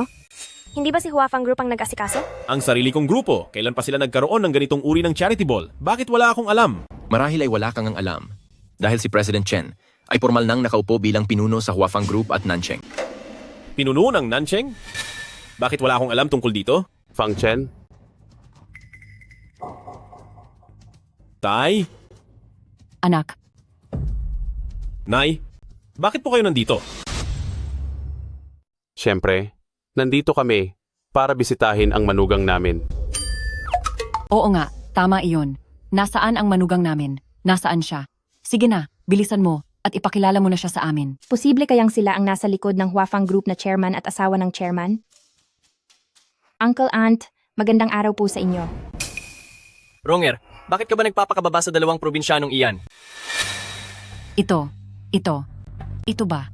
Ito ba ang ating manugang? Parang masyadong ordinaryo naman siya. Hindi ba't sabi ni Fufang, siya ay elegante at Napakaganda raw? Oo Oo nga, nga. bakit parang hindi naman siya iyon? Anong nangyari sa iyo? Batang master, wala. Wala po akong nagawa. Hindi ko po alam kung paano nalaman ng itay mo. Basta na lang siyang sumugod dito. Pinagbawalan niya rin akong sabihan ka. Kung hindi, tatapusin daw niya ako. Humanda ka sa akin? Magbabayad ka talaga!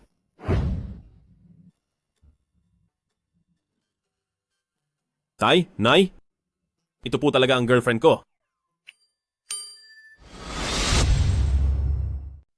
Sige. Mukha siyang napakagalang at elegante.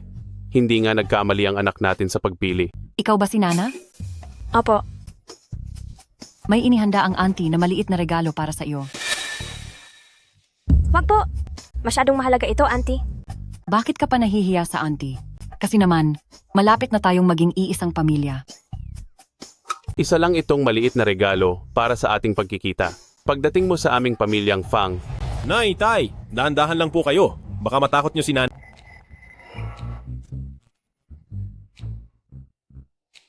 Bakit po kayo naparito? bakit hindi kami pwedeng pumunta rito? Kami kaya ang mga magulang mo. Hay naku, bata ka. Matagal ko nang inaasam na makahanap ka ng mapapangasawa tapos ililihim mo lang pala sa amin. Gusto mo bang magpakasal at magkaanak nang hindi namin alam? Itinuturing mo pa ba akong nanay mo? May espesyal lang po kasing sitwasyon. Balak ko po sanang ipaliwanag ang lahat pagkatapos nito. Pero kayo naman, pumunta kayo rito nang hindi man lang nagsasabi. Hindi ba panggugulo lang ang ginagawa nyo? Huwag kang mag-alala, bata ka. Ang iniisip mo, bilang tatay mo, hindi ko ba malalaman yan? Hindi ba't gusto mo lang magkunwaring mahirap para subukin siya? Kaming dalawa ng nanay mo, hindi kami magiging pabigat sa iyo. Tingnan mo ang suot naming dalawa ngayon. Maayos naman, di ba? Yung niregalo mong bracelet na jade at puting mamahaling bato? Hindi pa ba booking ang yaman natin doon? Siguradong napakamahal ng bracelet na iyon. Bakit kaya? Bakit hindi ako ang nagustuhan ni Fang Chen? Tandaan nyo, kung gusto nyo nang magkaroon ng apo agad, gawin nyo ang lahat ng sinasabi ko. Huwag kang mag-alala. Magpapanggap lang naman tayong mahirap, di ba? Sisiw lang iyan, tara na. Fang Chen, ang regalong ito ay masyadong mahal. Hindi ko ito pwedeng tanggapin. Mahal? Sa isang tingin pa lang, alam mong hamak na depektong produkto lang yan. Anong klaseng bagay ba ito? Walang hiya, ginawa pa itong regalo. Sa tingin ko, basura lang iyan na binili sa tabi-tabi. Ano bang alam mo? Tunay na puting bato ito. Tama siya, hindi ito masyadong mahal, kaya tanggapin mo na. Bukal naman ito sa loob ni Mama. Tama. Mukha silang isang pamilyang pulubi. Anong mamahaling bagay ang maibibigay nila? Sige po, tatanggapin ko na. Salamat po, Auntie. Salamat din po, Uncle. Napakabait na bata. Nana, ngayong araw na ito, darating din ang mga magulang ni President Chen. Sila ay ang malalaking shareholders ng Huafang Group at nakasama na ng CEO ng Huafang sa lahat ng hirap at ginhawa. Kaya dapat mong buksan ang iyong mga mata, huwag kang magpapadala sa sinasabing pag-ibig at mabulag ang iyong paningin. Ang pag-ibig na walang pera ay parang buhangin na madaling mabuwag. Totoo iyan. Hindi tulad ng mga magulang ng iba na mukhang mga pulubi. Kung sasama ka sa ganyang tao, anong klaseng buhay ang naghihintay sa iyo? Hindi ko alam kung kapag nalaman nyo na ang totoo nilang pagkakakilanlan, ay kung ano ang magiging reaksyon nyo. Ang mga desisyon ko sa buhay ay wala kayong pakialam. Anong malaking shareholders? Para lang silang maliliit na langgam na mga luma ng empleyado. Hindi ko akalain na ngayon ay magiging ganito na sila kayabang. Tama, kung makaasta sila, ay akala mo tunay silang mga shareholders. Mamaya lang ay tatanggalin ko na sila sa trabaho. Uncle at Auntie, huwag niyo na silang pansinin. Pumasok na tayo sa loob. Napakahusay talaga ng panlasa ng anak natin. Wala silang utang na loob. Ayos lang, pagdating ni President Chen. Maraming pagkakataon para mapahiya siya.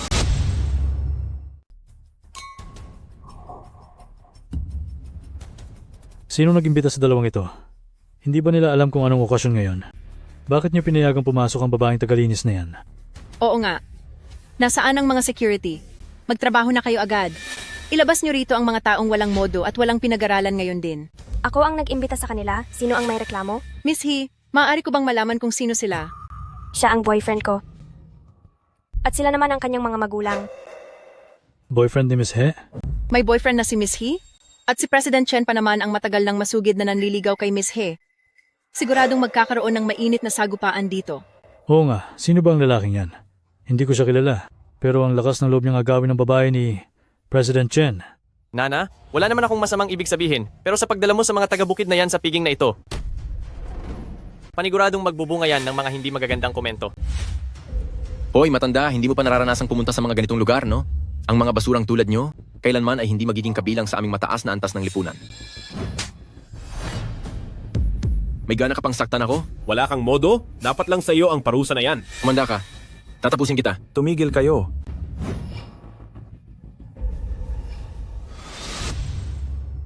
Narito na si President Chen. Tiyak na wala ng pagkakataon ng batang ito. Ang maglakas loob na gumawa ng gulo rito ay talaga namang hindi nag-iisip. President Chen ito. Nana, matagal na tayong hindi nagkita. Pasensya ka na, pero hindi kita gaanong kilala. Pakitawag mo na lang akong Miss He. Baka kasi magselos ang boyfriend ko. Nana, sino ba ito? Hindi ko siya kilala.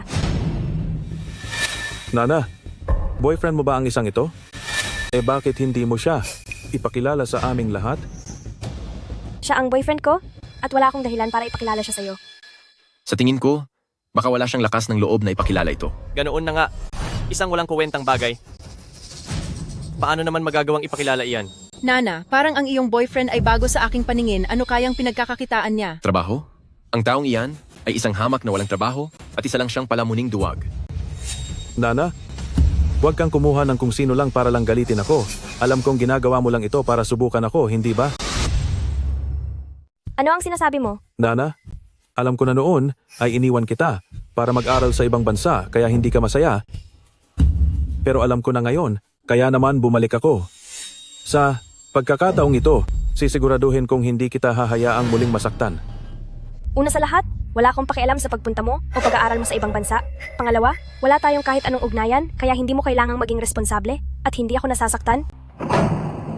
Fang Chen, talagang wala akong relasyon sa kanya. Naiintindihan ko. Pre, masyado ka namang kampante sa sarili mo? Ano ka ba sa tingin mo? Para maging karapat-dapat na kumausap sa akin? Boyfriend ko siya, kaya magsalita ka ng may respeto.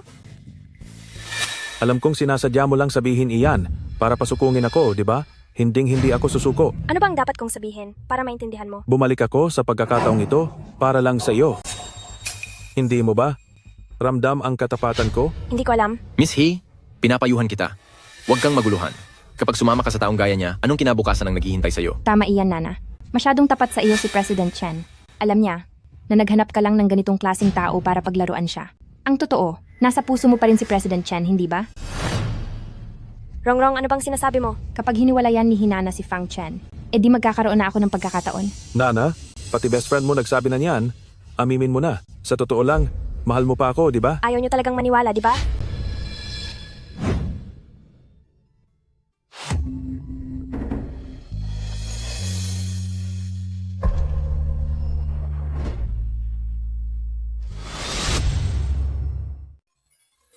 Gusto ko ang manugang na ito. Bukod sa matapang siya, ay may mabuti pa siyang kalooban. Sa nakikita ko, malapit na tayong magkaroon ng apo. Tumahimik kayong dalawa.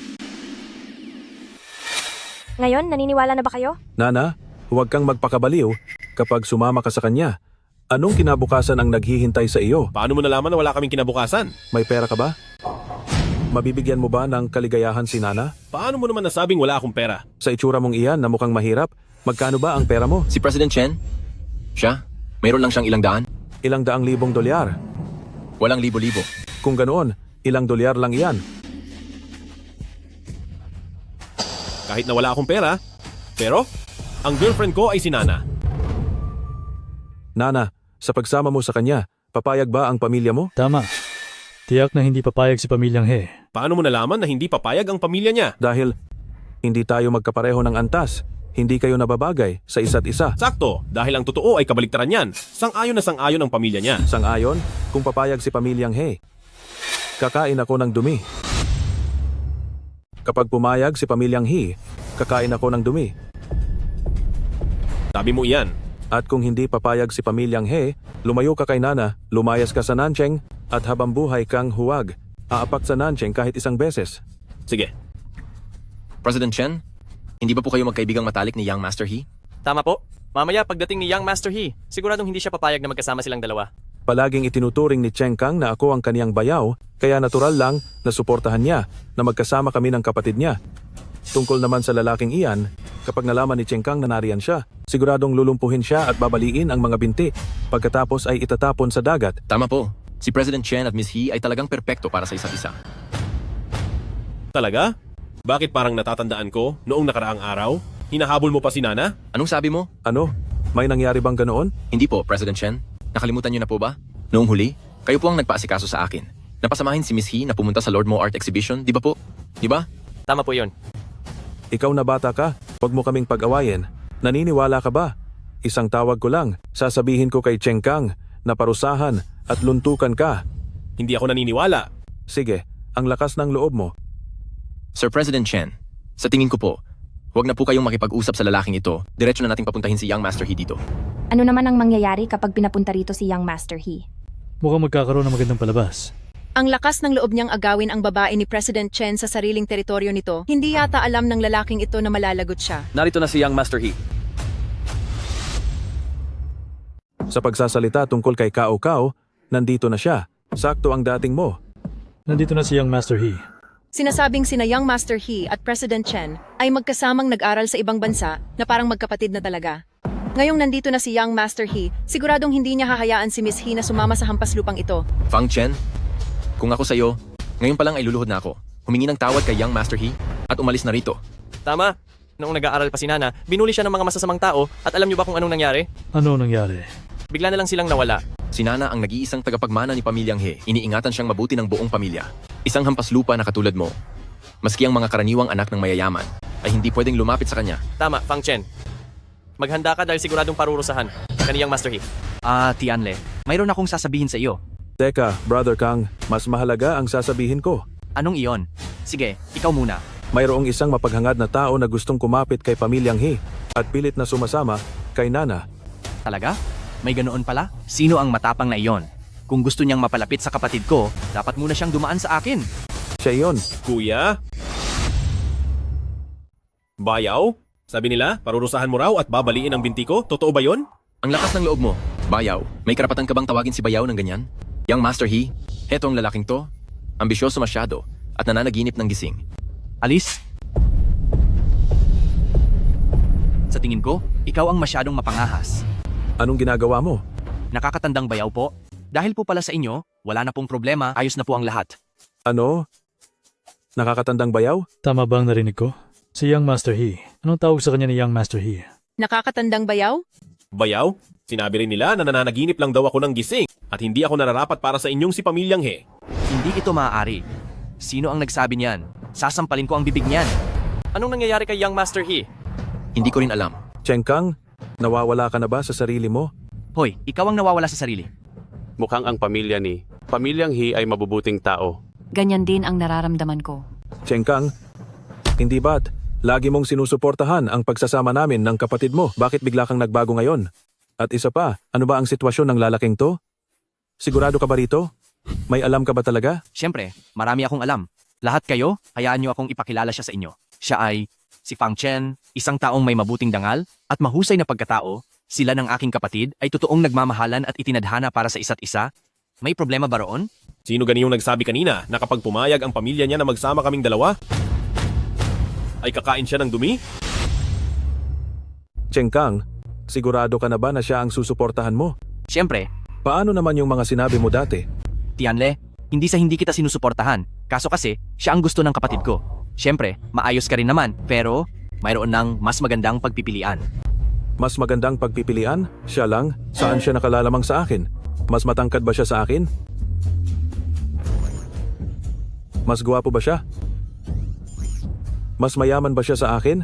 Sa pera, hindi mo na kailangang ikumpara. Kahit wala siyang kahit na ano, mahal ko pa rin siya. Nana, huwag kang mag-alala. Magsisikap ako ng mabuti para mabigyan kita ng magandang buhay. Tama, Nana. Huwag kang mag-alala. Kapag napunta ka na sa aming pamilya na Pamilyang Fang, hindi ka namin pababayaan. Sa kalagayan nyo na yan, mapapasaya nyo ba si Nana at mabibigyan ng magandang buhay? Magtitiyaga ba siya sa kahirapan kasama kayo? Kahit maghirap pa ako, payag ako. Ikaw. Sila na ba ang mga magulang ni Fang Chen? Mukhang napakasimple nila. Bagay na bagay talaga silang magsama sa iisang pamilya. Sigurado akong kayo na nga, sina Uncle Fang at Aunt Fang. Ay, ang babata nyo patingnan ha? Salamat sa pagbisita nyo ng malayo, pasensya na at hindi namin kayo nasalubong agad. Mr. He, masyado naman po kayong magalang. Wag na, Uncle. Mula ngayon, tawagin mo na lang akong Xiao Kang. Xiao Kang. Ano ba talaga nangyari kay Young Master He? Bakit sa pamilya niya ay sobrang galang niya? Posible kaya na hindi biro ang pagkatao ng pamilyang ito? Young Master He, ano bang espesyal sa pagkatao nila? Inimbestigahan ko na silang lahat, mga taga-probinsya lang sila. Tumahimik ka. Biyanan sila ng aming pamilyang He, kaya wala kang karapatang insultuhin sila. Mga bata, turuan niyo siya ng leksyon. Sandali, hindi po. Young Master He, hindi po iyon ang ibig kong sabihin. President Chen, iligtas mo ako. Tama na, He Cheng Kang. Itinuring kitang kaibigan, pero ano bang tingin mo sa akin sa pagtitipong ito ngayon? Talagang balak mo bang kalabanin ako hanggang dulo? Pasensya na po, Tianle. Hindi ko sinasadyang kalabanin kayo, tinutulungan lang kita. Tinutulungan? Ganyan ka ba tumulong? Huwag mong kakalimutan, kuya ka lang ni Nana at hindi mo siya nire-representa. Isa pa, ang mga magulang mo, hindi ako naniniwalang papayag silang ipakasal siya sa isang talunang tulad niyan. Tama yan. Papa, Mama. Nandito na ang Chairman Chen. Kahit nandito pa si He Cheng Kang, ay wala na ring magagawa. Anak, huwag kang mag-alala. Ang kasal mo kay Nana ay walang sinumang makakapigil. Tama. Uncle, Auntie, ano bang ibig ninyong sabihin? Wala naman. Ang totoo niyan, napag-usapan na namin ito ng mga magulang mo. Papasok si Nana sa aming pamilyang Chen. Ito ang kasulatan ng kasunduan. Ano?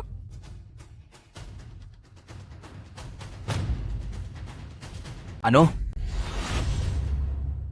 Kalasal? Tay, Nay, kailan niyo pa nagkaroon ng ganyang bagay? Gusto talaga namin na surpresahin ka. Hindi namin inaasahan. na maililitaw ngayong taong walang utang na loob. Bago ka pa pumunta sa ibang bansa, nag-usap na kami ni Hitian Shan tungkol sa plano ng kasal ninyo? Formal nang napagkasunduan ng inyong pagpapakasal? Hinihintay na lang namin ang pagbabalik mo para maikasal. Ang party na ito ay para talaga sa inyong dalawa, hindi lang namin inaasahan na sa kalagitnaan nito ay manggugulo si Cheng Yaojin. Tay, Nay, naging maagap po kayo sa lahat. Mukhang pumayag na si pamilyang He noon pa sa kasalang ito. At kahit nandoon si He Chengkang, ay wala na ring magagawa. Tama iyan. Fang Chen, gusto mong umasa sa babae? Manigas ka. Nana, alam mo ba ang tungkol dito? Hindi. Kuya, ano ba talaga ang nangyayari? Hindi ko rin alam. Marahil ay desisyon na ito ng ating mga magulang. Eksakto, natural na desisyon ito ng mga magulang mo. Nana, ginawa ito ng mga magulang mo para na rin sa ikabubuti mo. Bata ka pa at huwag na huwag kang papayag sa mga kahinahinalang tao na lokohin ka. Makinig ka na sa amin. Sumunod ka sa utos ni Auntie. Hiwalayan mo na ang taong iyan at pumasok ka sa pamilya ng pamilyang Chen. Dito sa aming pamilyang Chen, masisiyahan ka sa walang hanggang karangyaan at kayamanan. Halika kayo rito. Isang daang karat na singsing na may diamante, kwintas na yari sa itim na perlas, at pulseras na emerald na jade po. Nana, ito ang munti naming regalo sa'yo. Tanggapin mo ito. Mga gamit na ito ay nagkakahalaga ng mahigit 10 milyong dolyar. 10 milyong dolyar bilang panimulang regalo. Tunay na napakagalante ni pamilyang Chen. Talagang gwapo at mayaman si President Chen. Kung ibibigay sa akin ang mga gamit na ito, napakasaya siguro. Nana, ngayon ay alam mo na kung sino ang mabuti sa iyo?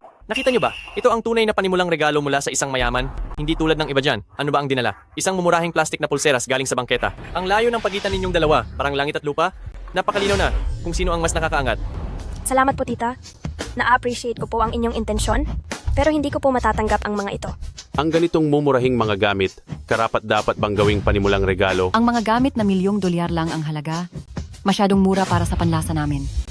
Kayong dalawang matandang ito, sa gamit na nagkakahalaga lang ng 1,000, kung magsalita kayo, ay ganyan na kalaki. Mahal, parang pamilyar ang mukha ng dalawang ito. Anong pamilyar? Hindi ba lahat ng mahihirap ay pare-pareho lang ang itsura? Puno sila ng amoy ng kahirapan. Pakiramdam ko kasi medyo kamukha niya ang ating boss. Ano? Si Boss? Ilang taon nang nag-retire si Boss. Sa likod ng eksena, mahigit 10 taon na tayong hindi nakakakita sa kaniya. Saka, isang makapangyarihang tao si Boss. Anong klaseng okasyon ba ito? Nababaliw ka na siguro. Siguro nga tama ka? Tiyak na dahil lang ito sa tagal kong hindi nakikita si boss. Naguluhan lang siguro ako. Uncle, Auntie, hindi ko pwedeng tanggapin ang regalong ito. Ang engagement na ito ay itinakda ng aking mga magulang nang wala ang aking pahintulot, kaya hindi ko ito kikilalanin. At saka, manugang na ako ngayon ni Pamilyang Fang. Manugang ni Pamilyang Fang? Sige, dahil manugang ka na ni Pamilyang Fang, naku-curious tuloy ako. May ibinigay ba sila sa iyong gift sa unang pagkikita nyo? Bakit? Huwag mong sabihing pati yun ay wala sila? Siyempre, mayroon. Nana, ipakita mo sa kanila. Sila? Ang ibinigay lang nila ay bracelet na plastic. Talaga ba? Kahit alam kong mahirap sila, hindi ko inasahan ganun sila kahirap para magbigay lang ng plastic na bracelet. Maaari pa bang mapangasawa ang ganyang pamilya? Plastic na bracelet?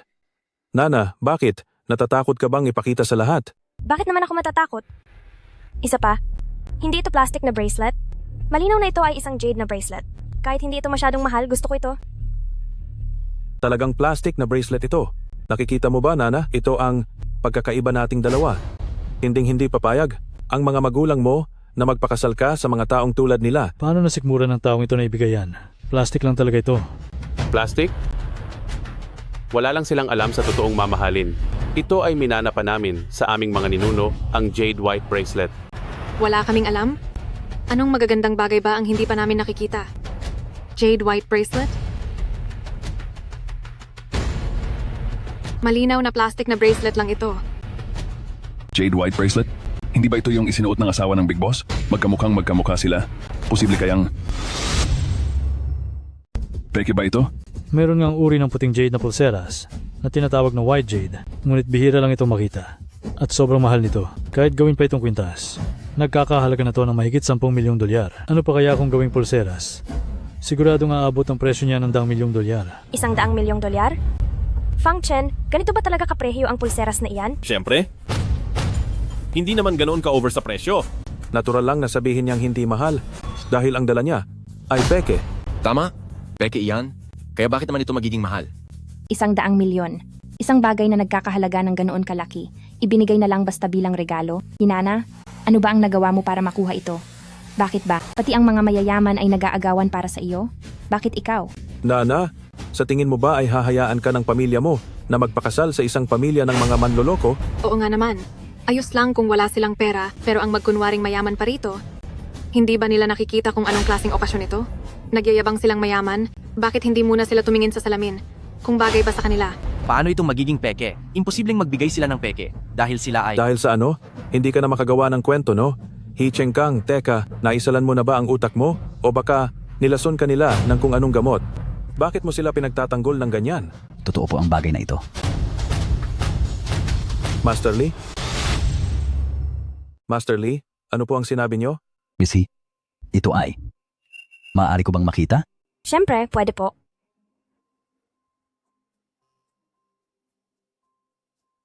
Totoo. Totoo nga ito. Ito ang tanyag na Emerald at White Jade Bracelet. Anong totoo? Paano mangyayari iyon? Paano naman magiging totoo iyan? Lee, Master Lee, nagkakamali lang po ba kayo? Oo nga. Kinuwestiyon mo ba ang kakayahan kong kumilala? Hindi po. Pasensya na po. Nananumpa ako sa aking reputasyon na ang Emerald at White Jade Bracelet na ito ay totoong totoo at nagkakahalaga ito ng mahigit $300 milyong. Ano? 300 milyon? $300 milyong. Akala ko ay ilang 10 milyon lang ay sobra-sobra na, ngunit 300 milyon pala ang halaga nito. 300 milyon? Paano naman ang pamilyang iyan makakapaglabas ng ganoon kalaking pera? Master Lee, ano ang sabi nyo? $300 milyong? 300 milyon. Hindi yan galing sa akin ha? 300 milyon para sa regalong pambungad? Niloloko niyo ba ako? Higit itong mas mahal ng ilang 10 beses. Kaysa sa regalo ni President Chen. Paano naging posible iyon? Ang pulseras na nagkakahalaga ng 300 milyon ay hindi kailanman maibibigay ng mga dukhang iyan. Huwag na nating pag-usapan ang 300 milyon dahil ang pamilyang ito ng mga hampas lupa ay masuwerte na kung makapaglabas ng $3 milyong. Totoong-totoo ang pulseras na ito at sa pagkakaalam ko, ang kaisa-isang ganyan sa buong Daxia ay nasa pagmamayari ng asawa ng CEO ng Huafang Group. Asawa ng CEO? Ibig sabihin, Aha, alam ko na. Kayong buong pamilya, bukod sa pagiging manloloko, ay mga magnanakaw din. Naglakas loob kayong nakawin ang pulseras ng asawa ng CEO. Napakalakas ng loob ninyo. Ninakaw? Sinong nagsabi na ninakaw namin to? Ano ngayon? Kung hindi to nakaw, gusto mo bang sabihing ikaw ang boss ng Huafang Group at hindi ito totoo? Ang boss ng Huafang Group ay matagal nang nawala sa industriya, di ba? Kahit pa ang kasalukuyang presidente ng Huafang Group ay hindi ko pa kailanman nakikita. Ang ihambing sila sa presidente ay tila isang pang-iinsulto sa katayuan ng presidente, di ba? Tama. Itong buong pamilyang ito, siguradong galing sila sa malayong bundok at walang alam sa mundo. Sa tingin ko, ang pulseras na ito ay peke lang. Master Lee, masyado ng moderno ang teknolohiya ngayon. Hindi ba? Posibleng. Isa itong magandang uri ng peke? Hindi natin maiaalis ang posibilidad na iyon dahil ang ganito kamahal na bagay na ibinigay bilang simpleng regalo. Parang masyadong malabong mangyari, di ba? Tama. Siguradong peke yan. Kung ganun sila kayaman, bakit ang suot nila ay mukhang mahirap? Kahit na peke pa ito, gusto ko pa rin ito. Fang Chen, huwag mo na silang pansinin. Iyan talaga ang manugang ko. Tama na, pinapayuhan ko ang pamilya nyo na umalis na agad kayo rito. Kung hindi, sisiguraduhin kong wala kayong matutuluyan dito sa Nancheng. Napakalakas naman ng loob mong magsalita. ang nana ay nakipagkasundo na sa pamilyang Chen para sa kasunduang pakikipag-isang dibdib. At ngayon ba ay aagawan niyo kami ng mapapangasawa? Aagaw ng mapapangasawa? Bakit ko naman gagawin iyon? Mabuti at alam nyo. Hindi na kailangang magkagulo. Sabihan na lang si Pamilyang He na ikansela ang engagement sa inyo, hindi ba? Ano ang sinabi mo? Ikansela ang kasunduan. Ang sinasabi ko, hayaan ang Pamilyang He na kanselahin ang kasunduan sa kasal niyo. Ikakansela ang kasal? Bata, seryoso ka ba? Oo, totoo ito. Hahayaan ng Pamilyang He na makipaghiwalay sa amin? Hoy bata, wala ka pa namang napapatunayan pero napakalakas na ng loob mo. Ikakansela ng Pamilyang He ang kasal sa amin. Nagbibiro ka ba? Sa tingin ko sa Pamilyang He, palalayasin ka lang niyan. Ang Pamilyang He at kami ay magkaibigan na ng maraming taon. Alam mo ba kung gaano kalaki ang negosyo namin? Kapag kinansela ng Pamilyang He ang kasunduan, alam mo ba kung ano ang kailangang harapin ng Pamilyang He? Alam mo ba kung gaano kalaki ang mawawala? Dahil lang ba sa iyo, kakalabanin kami ng Pamilyang He? Tama. Inaakala mo bang dahil tinutulungan ka ng Young Master He, ay kapag dumating sina Mr. He at Mrs. He, ay matutulungan ka na nila? Ang dahilan kung bakit hinayaan ng Pamilyang He na may kasal si Miss He kay pamilyang Chen ay para sa suporta at yaman ng pamilyang Chen. Sinasabing ang pamilyang He ay kulang sa pondo nitong mga nakaraan at kailangan nila ang tulong ng pamilyang Chen. Kaya dahil dito, hinding-hindi makikipag-away ang pamilyang He sa pamilyang Chen. Pag-isipan mong mabuti, Nana, kung sa akin ka sasama, patuloy na lalago ang pamilyang He at magtatagumpay ng lubos. Pero kung siya ang pipiliin mo, ang pamilyang He sa Nancheng ay hindi na magkakaroon ng puwang. Chen Tianle, napakalakas ng loob mong magsalita. Bakit? Tinanakot mo ba kami? Hindi po sa ganoon. Pinaaalalahanan ko lang po kayong dalawa. Huwag kang mag-alala, anak. Kung hindi makikinig ang pamilyang He sa gusto natin, siguradong patitikimin natin sila ng matinding parusa. Gusto kong makita kung ang pamilyang He ay talagang mangangahas na kanselahin ang kasal. At bakit hindi? Anong hindi ko kaya? Narito na si Mr. He. Ngayong dumating na ang ulo ng pamilyang He, siguradong paghihiwalayin yan ang magkasintahan. Tama ka. Hinding-hindi ipagpapalit ni pamilyang He dahil lang sa mahirap na lalaking ito at isusuko ang pagkakataon kay pamilyang Chen. Bata, talo ka na sa pagkakataong ito. Talaga ba? Ang antas mo at ni Batang Chen ay malayong-malayo sa isa't isa. Pati na rin ang pinagmulan ng inyong mga pamilya. Hindi ko talaga maisip kung ano pa ang magiging dahilan para piliin ka ni pamilyang He at iurong ang kasal kay pamilyang Chen. Totoo namang malayong-malayo sila. Kaso lang ang napag-iwanan ay si Chen Tianle. Kumpleto ang lahat. Andito pala kayong lahat. Lauhe, tamang-tama ang dating mo. Dahil kung hindi ka pa dumating, baka ang anak mo ay matangay na ng kung sino. May ganoon bang nangyayari? Sino ang matapang nagagawa niyan? Paparusahan ko talaga siya ng matindi. Pa, talaga po bang ipinagkasundo nyo ang kasal kay pamilyang Chen? Oo, ganoon nga ang nangyari. Pa, naguguluhan po kayo. Noong mga panahong iyon, hindi ba't wala pa si Fang Chen? Nalito lang kami. Ngunit huwag kang mag-alala. Nandito kami ngayon para ayusin ang bagay na ito.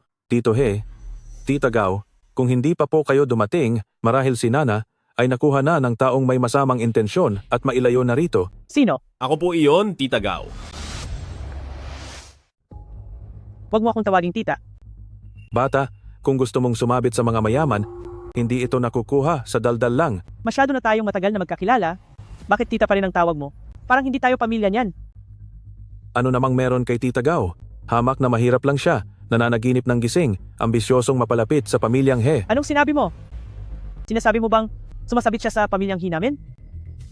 Baka nagkakabaliktad tayo. Kami ang dapat sumabit sa kanya. Tama po iyon, Mr. He. Napakayabang pa ng batang ito at sinasabi pang ipapakancel ang kasal niyo sa pamilyang Chen. Mr. He, ang batang ito ay parang basahang nangarap maging silk. Pilit na pinapangarap ang anak nyo. Isa itong malaking katatawanan. Para sa akin, ikaw, ang katawa-tawa. Mr. He, anong problema ko? Old He, sakto ang dating mo. Noong binuo niyo ang kasunduan sa kasal ng pamilyang Chen namin, anong sabi mo noon? Huwag kang mag-alala, anak. Ang pamilyang He na iyon ay hindi maglalakas loob na kalabanin tayo. Ang He, Nana, ay walang sinumang makakaagaw. Bata, tingnan natin kung ano ang ipanglalaban mo sa akin. Mrs. He, noong una ay ikaw ang nagmakaawa sa amin para lang maipakasal si Nana sa Tianle namin. Ngayong nandito na ang Tianle namin, na siyang lalong mas nakahihigit, oras na para tuparin ang pangako nyo. Mrs. Chen, pasensya na. Anong ibig mong sabihin yan? Ang ibig sabihin niyan, tama siya. Ang kasalang ito ay kakanselahin na namin. Ang kasal na ito, kakanselahin na namin. Kakanselahin? Anong sinasabi mo? Ang sabi ko, kakanselahin na namin ang kasal na ito. Ang mga pamilyang He na ito, mas gusto pa nilang makaaway ang isang dukha. Kaysa ituloy ang kasal sa kanila, hindi ito tama. Hindi biro ang taong ito. Posible kaya ang totoo ang sinasabi niya? Nakansilado na ang kasal ng pamilyang He dahil gusto nilang si Hinana ang mapakasalan niya? Paano magagawa ng pamilyang He na piliin ang mas maliit na bagay kaysa sa mas mahalaga? Mukhang maayos naman ang magiging biyenan. Hindi ba't sinabi nyo kanina na wala akong kapangyarihang magdesisyon? Ngayong narito na ang mga magulang ko, siguro naman ay sapat na itong basehan para makapagdesisyon, di ba? Tama, noon po ay naguluhan lamang kami. Kaya pumayag kaming ipagkasundo ang dalawa sa kasal. Ngunit ngayon po, isinaalang-alang namin ang sariling kagustuhan ni Nana. Hindi gusto ni Nana si Tianle. Kaya nakikiusap kami kay Sister Ling na paumanhinan kami at ikansela na lang ang kasunduang ito. Paumanhin? Ang lakas ng loob mong sabihin iyan. Noon ay ikaw pa, ang nagmakaawa para mapabilang sa pamilya naming mga pamilyang Chen. Ngayon ay gusto mo nang ikansela ang kasal? Ano ang tingin mo sa aming mga pamilyang Chen? Isang laro lang? Eksakto.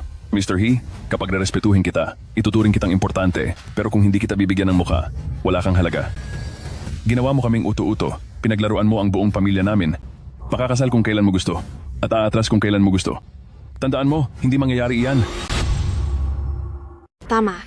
Sa harap ng napakaraming tao, ipinakita mo na ang pamilyang Chen ay nawalan ng dangal, ano? Matandang Chen, huwag ka namang masyadong madala sa emosyon. Hindi ba't nakikipag-usap naman ako sa inyo? Walang silbi ang usapang ito.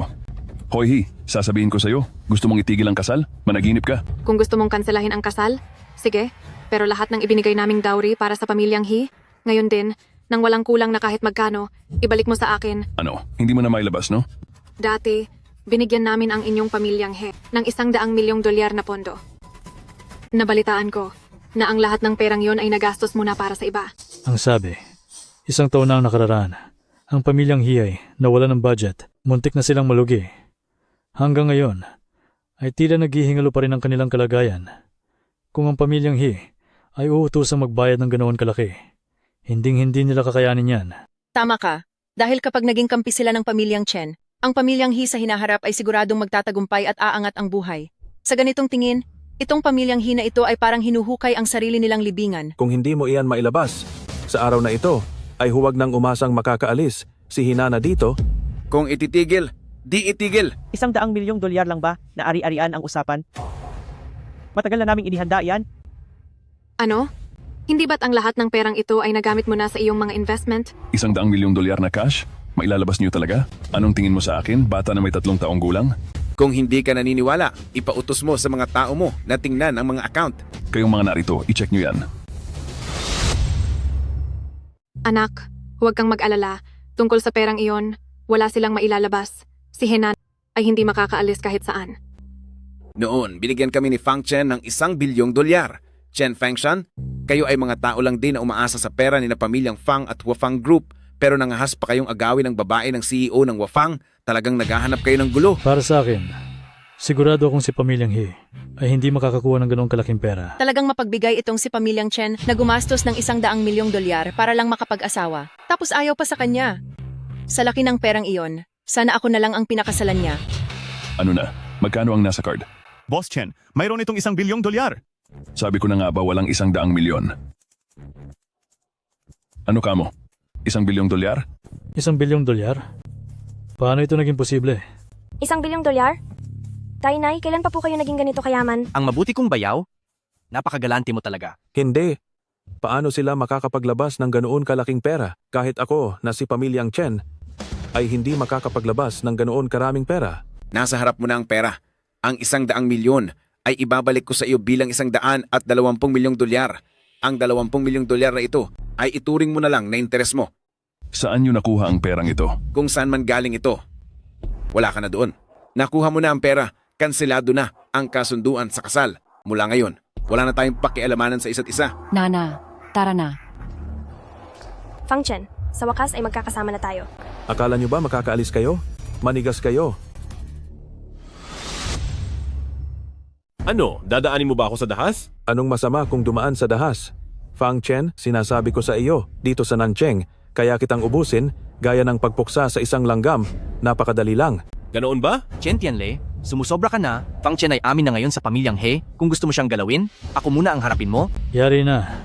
Mukhang ang party na ito ngayong gabi ay mauuwi lang sa tapatan ng pamilyang He at pamilyang Chen na parang isang malaking gulo. Tiyak na magugulantang ang buong Nancheng ngayong gabi dahil ang dalawang malalaking pamilya ay nag-away na ng husto. Sa tingin mo ba, hindi kita kayang turuan ng leksyon?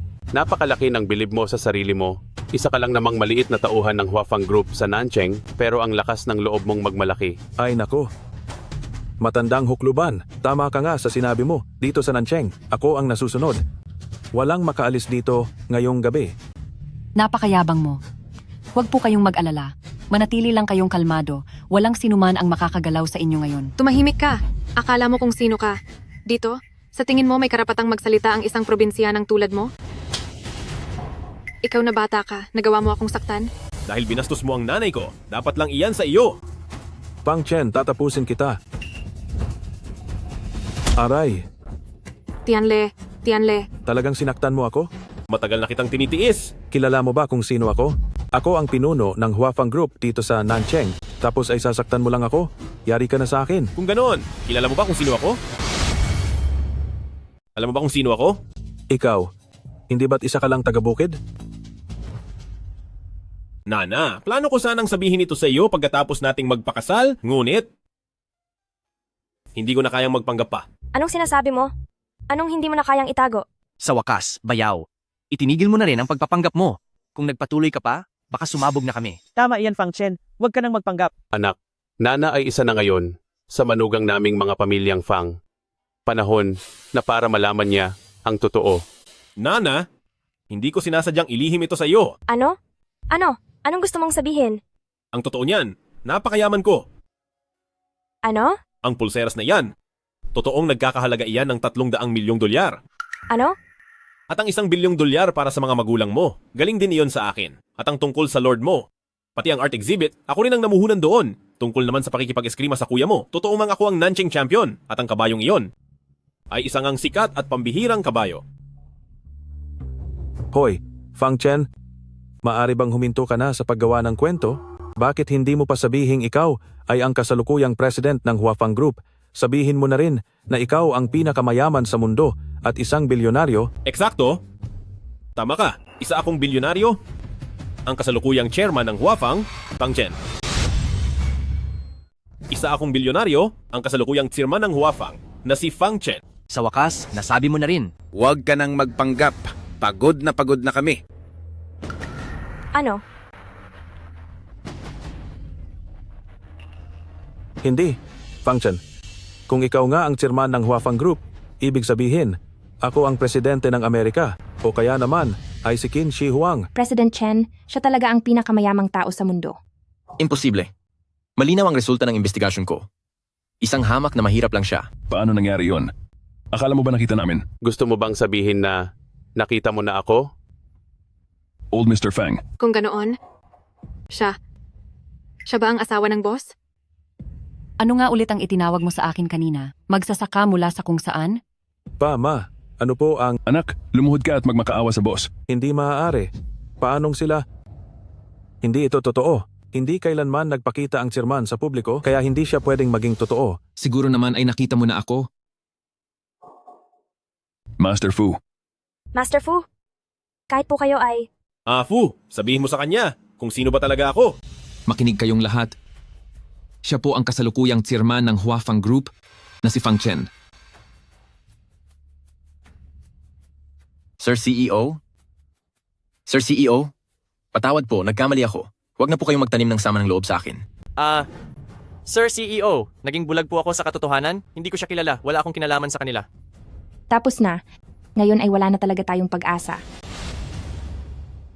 Kung hindi ko itinago ang tunay kong pagkakakilanlan, hindi ko malalaman na ang isang leader lang sa Nanching ay may lakas ng loob na maging ganito kayabang. Hindi ko rin inakala na ang isang maliit na stockholder sa Huafang Group ay magagawang kontrolin ang lahat dito sa Nancheng at manipulahin ang lahat para sa sarili niyang interes. Masyado kayong mapagmataas. boss, hindi po gaya ng iniisip niyo ang nangyari. Nakita ko ang lahat gamit ang sarili kong mga mata. Bakit? Tingin niyo ba ay ulyanin na ako?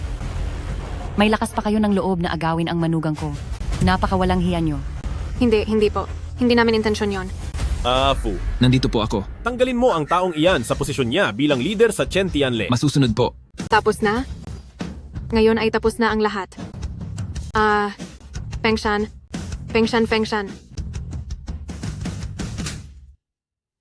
Suwail kang bata, ang pamilyang Chen ay nawasak ng dahil sa iyo. Fang Chen, baka pwedeng palampasin na lang natin ito? Minsan, ang mga taong kaawa-awa ay may rason kung bakit sila napaparusahan. Nana, ikaw na ang magiging asawa ng boss? Masasanay ka rin sa mga ganitong bagay. Sino ba ang nagsabi na asawa mo na ako? Hindi pa ako pumapayag. Manloloko ka talaga. Nana, ayaw mo ba akong pakasalan? Hindi ka pa naman nagpo-propose. Bilis, anak. Dali. Bilisan mo.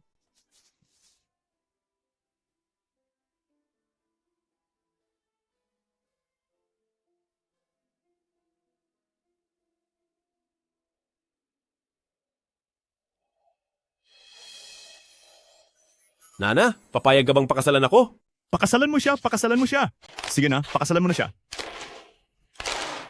Oo, pumapayag ako. Oh?